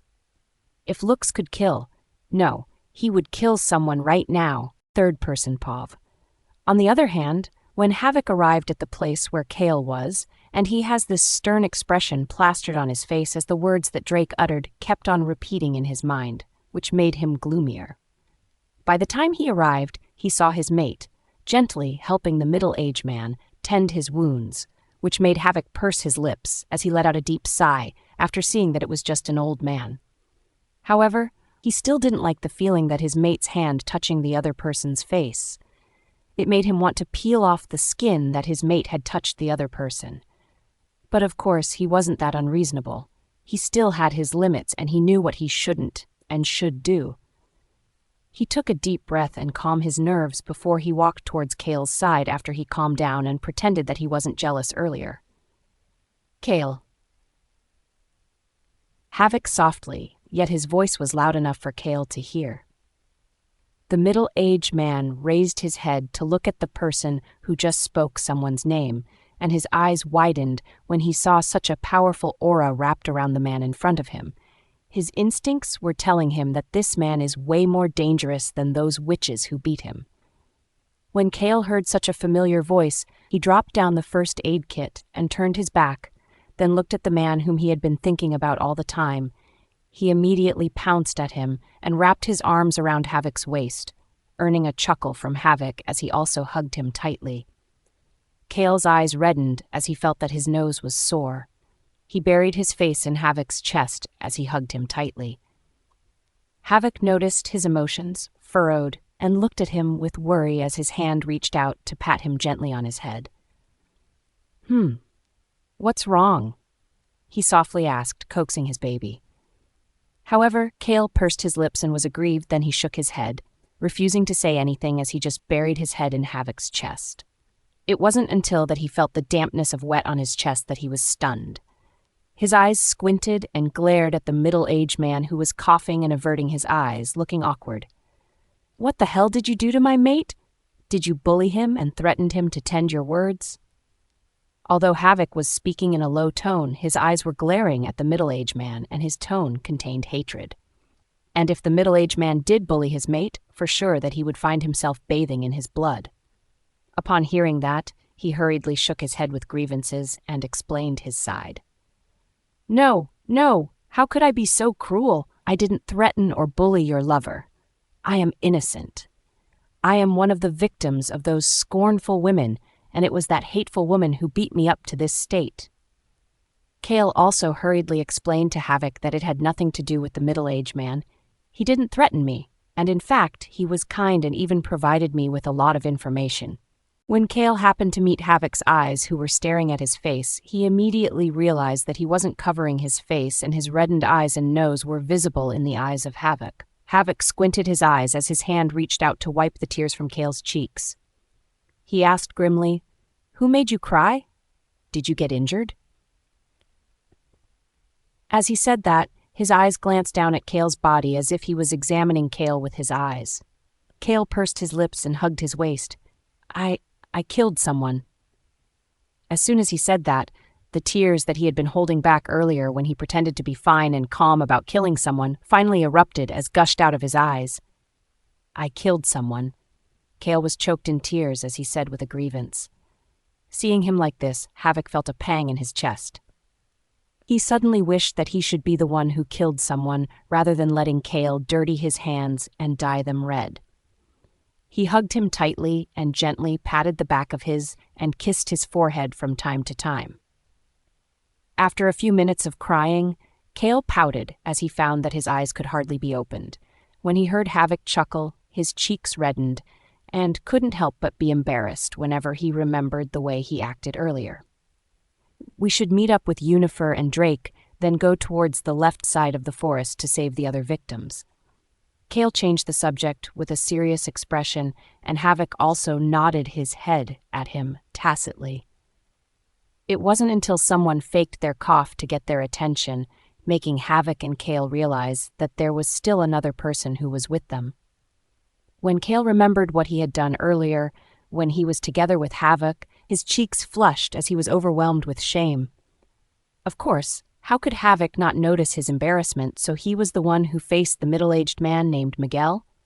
"Since you're already safe, just walk directly out of the forest. And I know that you can remember your way out, so we don't need to show you the way. However, after you get out of the forest, go to the police officers and meet up with the head office, who's named Hertz. After that, tell him to gather his subordinates to meet inside the forest so that they could help to evacuate the other victims like you." Havoc instructed with a stern expression, making Miguel feel like he was facing the strict professor even though he was the professor. Before Miguel nodded his head, he asked with caution, "But what about the other witches that are still here in this forest?" Havoc snickered. "They were all dead once you arrived along with the police officer." Hearing that, Miguel slightly trembled and immediately nodded his head with a mind thinking about being relieved that he didn't provoke Havoc. He saluted at Havoc. "I will accomplish my mission." After he said that, he turned around and cautiously walked out into the dark forest, leaving Kale and Havoc alone. Kale raised his head and looked up at Havoc, then Havoc nodded his head at him. "Let's go and meet with them." After a while, when they arrived at the place where Yunifer and Drake were, Kale was slightly surprised when she saw Yunifer's arms that had large yet deep wounds. Although the blood had already stopped, the self-healing was still slow, especially since the wound was big. Yunifer's face was pale as paper, and there were even buds of sweat formed on her forehead. While on the other hand, Drake's face was darkened, and he was clenching his jaw from anger as he was making a herb for Yunifer. When they felt the two presentations from behind, Drake didn't bother to glance at them and continued about what he was doing. Kale was the first to react and immediately grabbed his first aid kit and walked towards Yunifer's side, then gently called out his name. Yunifer. When Yunifer heard Kale's voice, her eyelashes fluttered as she slowly opened her eyes. Kale, what are you doing here? Yunifer softly asked in a low tone while looking at Kale, whose hand was slightly shaking, but he still gently and carefully tended Yunifer's wounds. Drake also comes together with the herbs that he gathered and then gives them to Kale so that he could help him put them on Yunifer's wounds. Kale accepted it, and after he sanitized and cleaned Yunifer's wounds on her arms, he also put the herbs on her wounds and then bandaged them carefully. Seeing that Kale had treated her wounds, Yunifer smiled gently at her and softly said in a low tone, "Thank you." Kale shyly smiled and shook his head. "It's fine, but how did you get this?" he asked while looking at Yunifer's wounds. Then it was Drake who answered the question, making them look at him. It was because of the witches. When he mentioned the witches, both Drake and Havoc had darkened faces as their faces were grim, as if they could kill someone with their looks. Drake then glanced at Havoc and said, "I won't go to the left side of the forest where those witches held those victims in their hands, especially since Yunifer's wounds still weren't healed." When Yunifer heard Drake's words, the first thing she did was shake her head in disagreement. "That won't do. My wounds are slowly healing, and by the time we will get there, I can assure you that my wounds will be healed. Plus, it's not that painful," Yunifer softly said while locking her eyes on Drake. When Drake saw that Yunifer was serious and wasn't planning to hide that she was hurting, Drake pursed his lips and nodded his head reluctantly, even though he doesn't want to go, not because he doesn't want to save those victims, but rather because he cared more about Yunifer. However, since Yunifer had already committed that she would want to go to the forest where the victims were being held by those witches, Drake doesn't have any other choice but to say yes and nod his head. After that, the four of them went to the left corner of the forest to save those humans. Havoc and Kale had already run as fastest as they could to get there, while Drake was carefully holding Yunifer in his arms, and he just ran at a moderate level. He was afraid that if he would run him faster, Yunifer would feel uncomfortable. Yunifer, who was being held in her embrace, tapped his chest muscles, making Drake look at her. "What is it?" Yunifer answered, "You should hurry up and catch up with them. I'm okay, and my wounds are already healing. More than that, I'm worried about what would happen to the victims, especially since those witches had cruel personalities. Who knows what they would do towards those innocent souls?" What else could Drake do other than obey? When they arrived at their destination, what surprised them was the sight in front of them. "Stop. Please. I don't want to die. I still have wife and children. Please. Ah!" Yunifer was stunned by her sight. Her eyes widened and slowly her expression changed from shock to furious. Yunifer's pove. I could feel my blood boiling, surging inside of me upon what I saw. I clenched my fist in anger as tears dripped down my cheeks from anger. I got off from Drake's embrace and I watched those victims, screaming and crying from agony as they kept on begging the witches to let them go. But the witches just looked at them as if they were dead people and continued whipping them, beating them to pulp, and kicking them as if they were some kind of an animal. My eyes squinted from anger when I heard them shriek from agony as blood spurt out from the grass. I don't know what happened to me, but I couldn't think clearly. I only acted through my instincts. Even Drake didn't have time to stop me. A sudden burst of energy formed inside of me that gained my strength to rush like a flash towards their direction and put my strength on my legs and kick the witch who was about to action to whip the poor young man. The other witches who were beating the victims were stunned when they saw their fellow witch who was being thrown away, and its body slammed heavily on the large tree, making the witch splurt blood out from her mouth. "Damn! Intruder!" One of the witches yelled angrily while cursing. After seeing that I had already fought with a witch, the other three immediately come out and stop from spying on the witches, waiting for an opportunity to attack since I had already allowed them to do so. I glared at the witch who tried to attack me after I kicked their fellow witch. I raised my fist and punched heavily at the witch who was about to cast a spell to attack me. I was bursting with energy. It was as if all of my anger was used to fuel my strength. That's why I became stronger than before. Another witch come while screaming from anger as she lunged forward with a quick jab, but I was already expecting her attacks, sidestepped the blow, and responded with a swift kick to the high, leading the witch to scream as her body was flung in the air. I grabbed the nearest witch who was holding the same whip that was dripping with blood from those innocent victims that were lying on the ground and was being tied by a rope.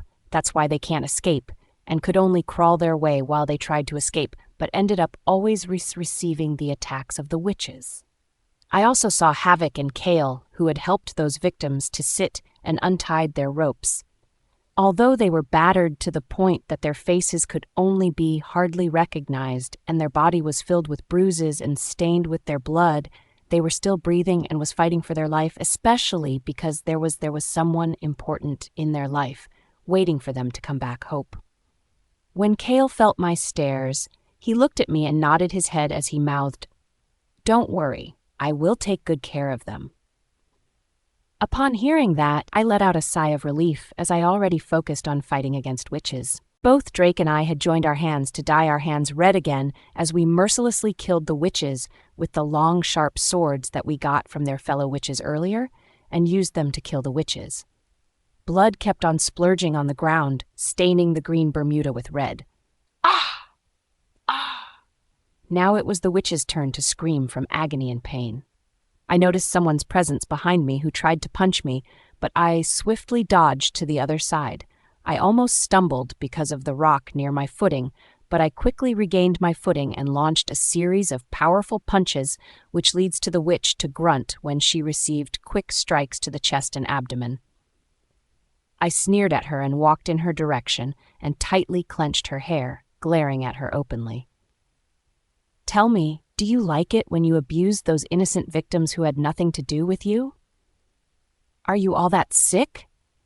Do you not want to stop all of this mess? Many of those innocent people had died because they were implicated by the anger and so-called revenge of your witch leader.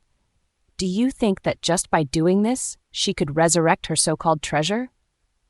I couldn't help but yelled at them while tightly gripping the hair of the witch, who was grunting from the pain and wanted to break free from my hands, which were preventing her from escaping.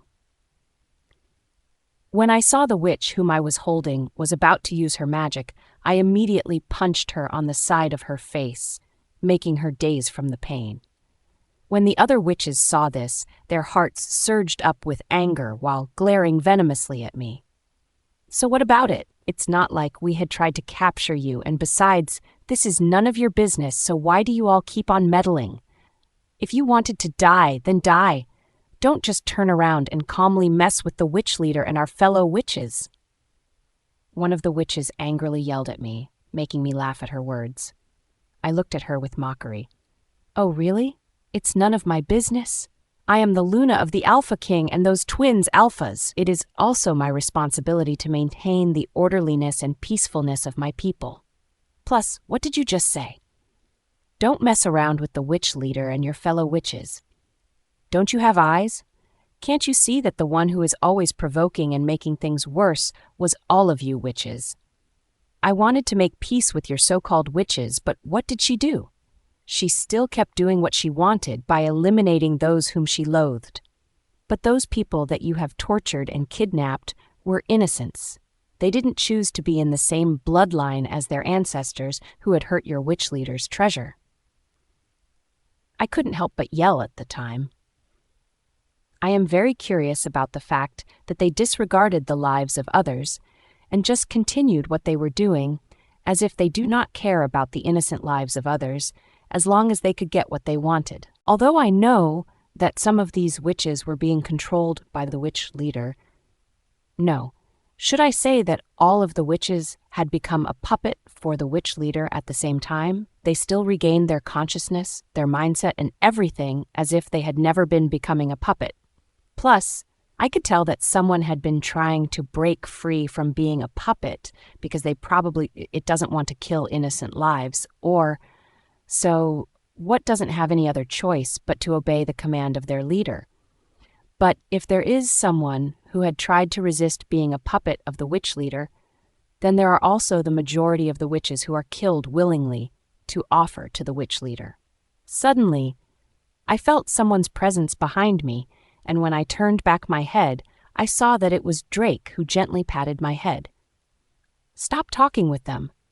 Even if you would converse with them, no matter how much you tried to convince them to stop killing impulsively, especially those innocent people that they had implicated, they won't listen to you, especially since their witch leader was hard-headed in the first place. Drake softly yet seriously said while looking at me with those pair of affectionate eyes, making my heart warm. I gently hook up my lips and let my eyes curve like a crescent moon, blinding and shining in the dark while looking at Drake with a nod. And I know, before I could finish my words, my eyes shrink in nervousness and fear when Drake pushed me away to the other side. Drake! I shouted his name with anxiousness when I saw his left arm dripped with blood, and I watched Drake, angrily taking his weapon that had dropped on the ground, and without hesitation, he slit the throat of the witch who attacked him. After seeing that, I was slight relief that the witch had already died, however. I couldn't help but feel worried when I saw his arms being injured. It seemed that Drake could perceive my anxiousness from afar. He smiled at me and answered loudly, I am fine and it already stopped bleeding, but it wasn't that deep. After hearing that, I couldn't help but let out a sigh and gave him a soft smile in return. However, my brows couldn't help but furrowed when I saw the slow motion of Drake, who was yelling and shouting at me while moving forward in my direction in a fast manner. I even heard Havoc and Kale, who called out for my name. Ack!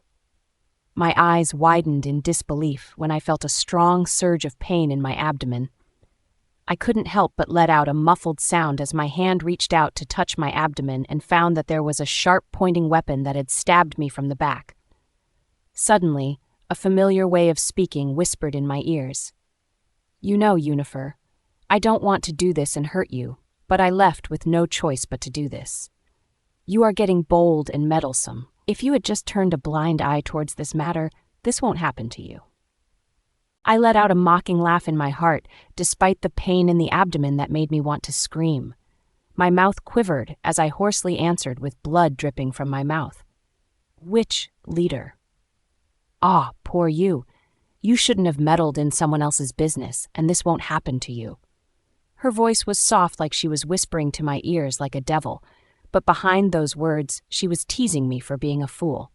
Suddenly, a figure appeared at my side and angrily kicked the woman behind me. Even without looking at who was that person, I could already guess that it was Drake. After he kicked the witch, who just controlled someone else's body again, he rushed in his direction to mine, and the corner of his eyes reddened when he looked at me. His hand was trembling as it reached out to caress my face. Yunifer. Hang on, okay? I will call Havoc. He's a doctor. He's much better than his assistant Kale, who always took care of that patient who had a small wound. Just hang on, okay? His eyes were begging me.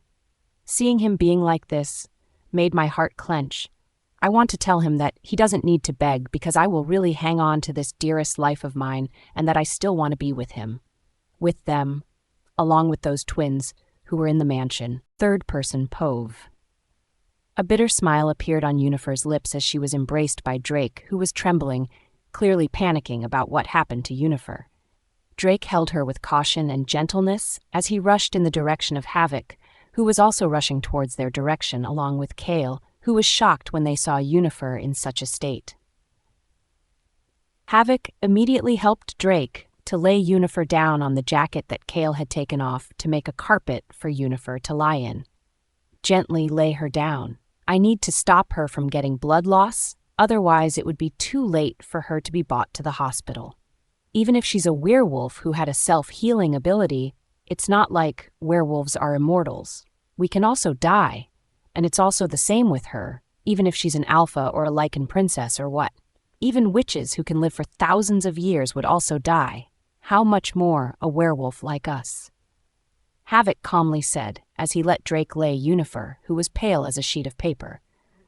When Yunifer lay on the ground, she couldn't help but clutch her stomach, especially since there was a hole on the part of her stomach when a long sword protruded from her abdomen earlier, and was also pulled away by the witch.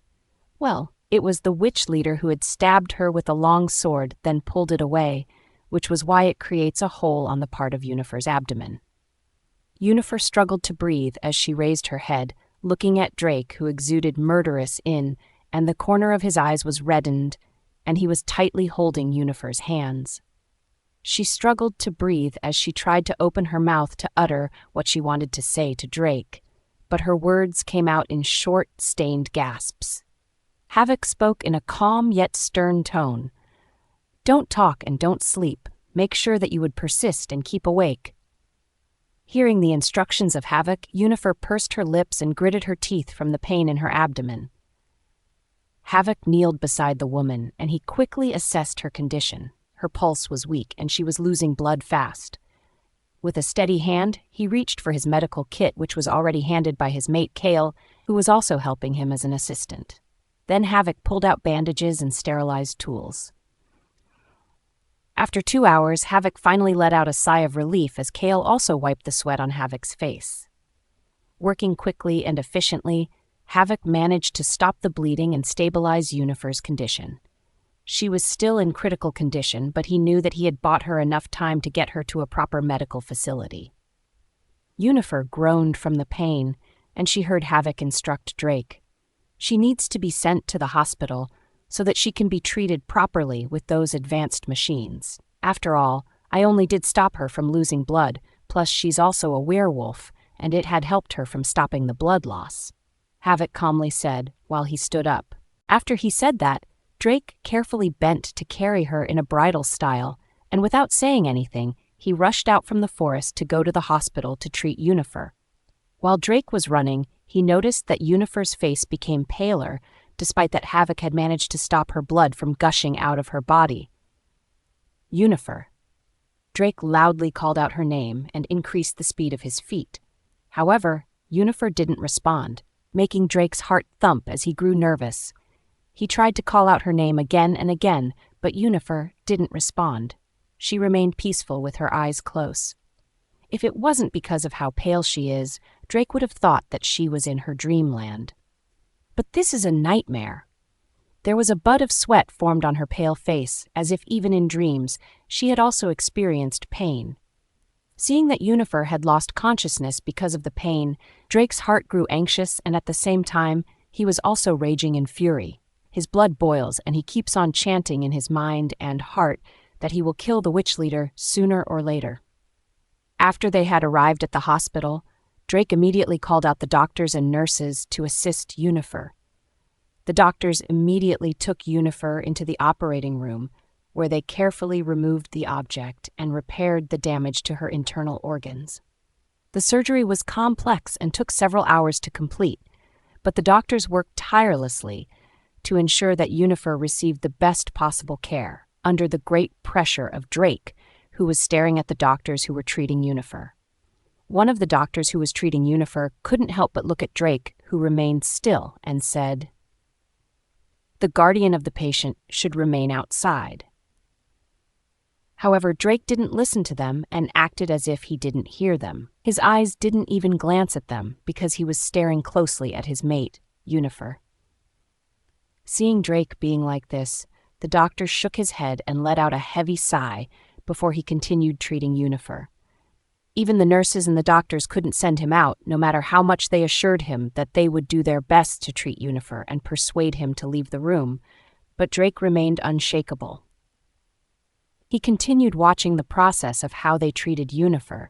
After all, the nurses and the doctors were helpless, couldn't send him out, so they just let him do what he wants as long as he won't miss up on their surgery, which Drake didn't. He just stood there coldly and watched the process without saying anything, and they couldn't even read the emotions he had.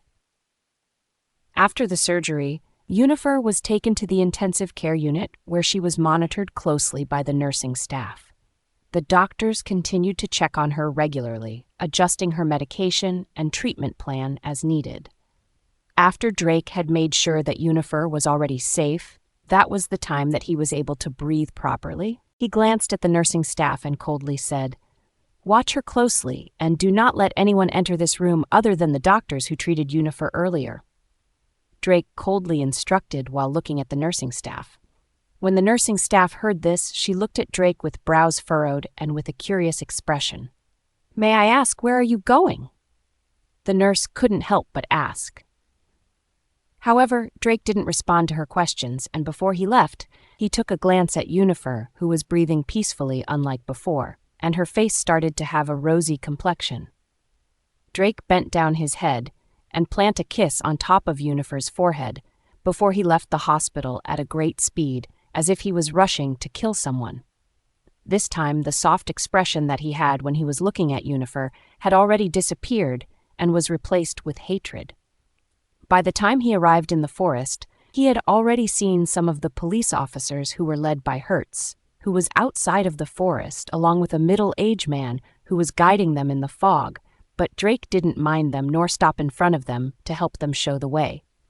Instead, he ran as fastest as he could to get to the direction where Yunifer was stabbed. In a blink of an eye, he had already arrived at the place. He saw Havoc and Kale. Kale was the one who was in charge to take care of the victims that are wounded, since he can't fight, just like Havoc, and Havoc was in charge of protecting Kale, who was tending to the wounds of the victims while fighting against those witches who kept on charging against him with an intent to kill. More witches had arrived and continued to fight against Havoc, while at the same time, some of them were trying to harm Kale. But how could Havoc let them do it?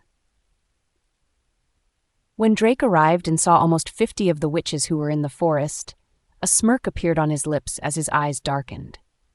The man was seething with anger, his face twisted into a scowl and his eyes flashing with intensity. His fists were clenched tightly at his sides, and every muscle in his body was tense with pent-up rage. He glanced at Kale, who was stunned when he saw him get back. The police officers were already here, and at any minute they arrived at this place. As he spoke, his voice was low and dangerous, laced with a barely contained fury that could erupt at any moment, but it wasn't because of Kale, but rather because of these witches. After he said that, he glanced at the witches whose eyes were dark and their faces became more terrifyingly ugly. "It's payback time." His words were clipped and harsh, punctuated by sharp exhalations of breath that signaled his simmering anger. Some of the witches had already turned their heads and rushed forward to attack him, while the others had also attacked Havoc. "I want it red," he said as he charged forward. His movements were quick and decisive, his reflexes honed by countless battles. His enemies were met with a ferocity that could not be ignored, as he struck blow after blow, each one calculated to inflict maximum damage. His eyes were glowing in the forest as blue veins appeared on his forehead. His claws were sharp and his silver fur was visible, especially in the moonlight, that it looked like his fur glittered. Without giving it too much thought, Drake lunged toward those witches who were also attacking him. He left them with no other way out and directly manipulated his claws and slits their throats.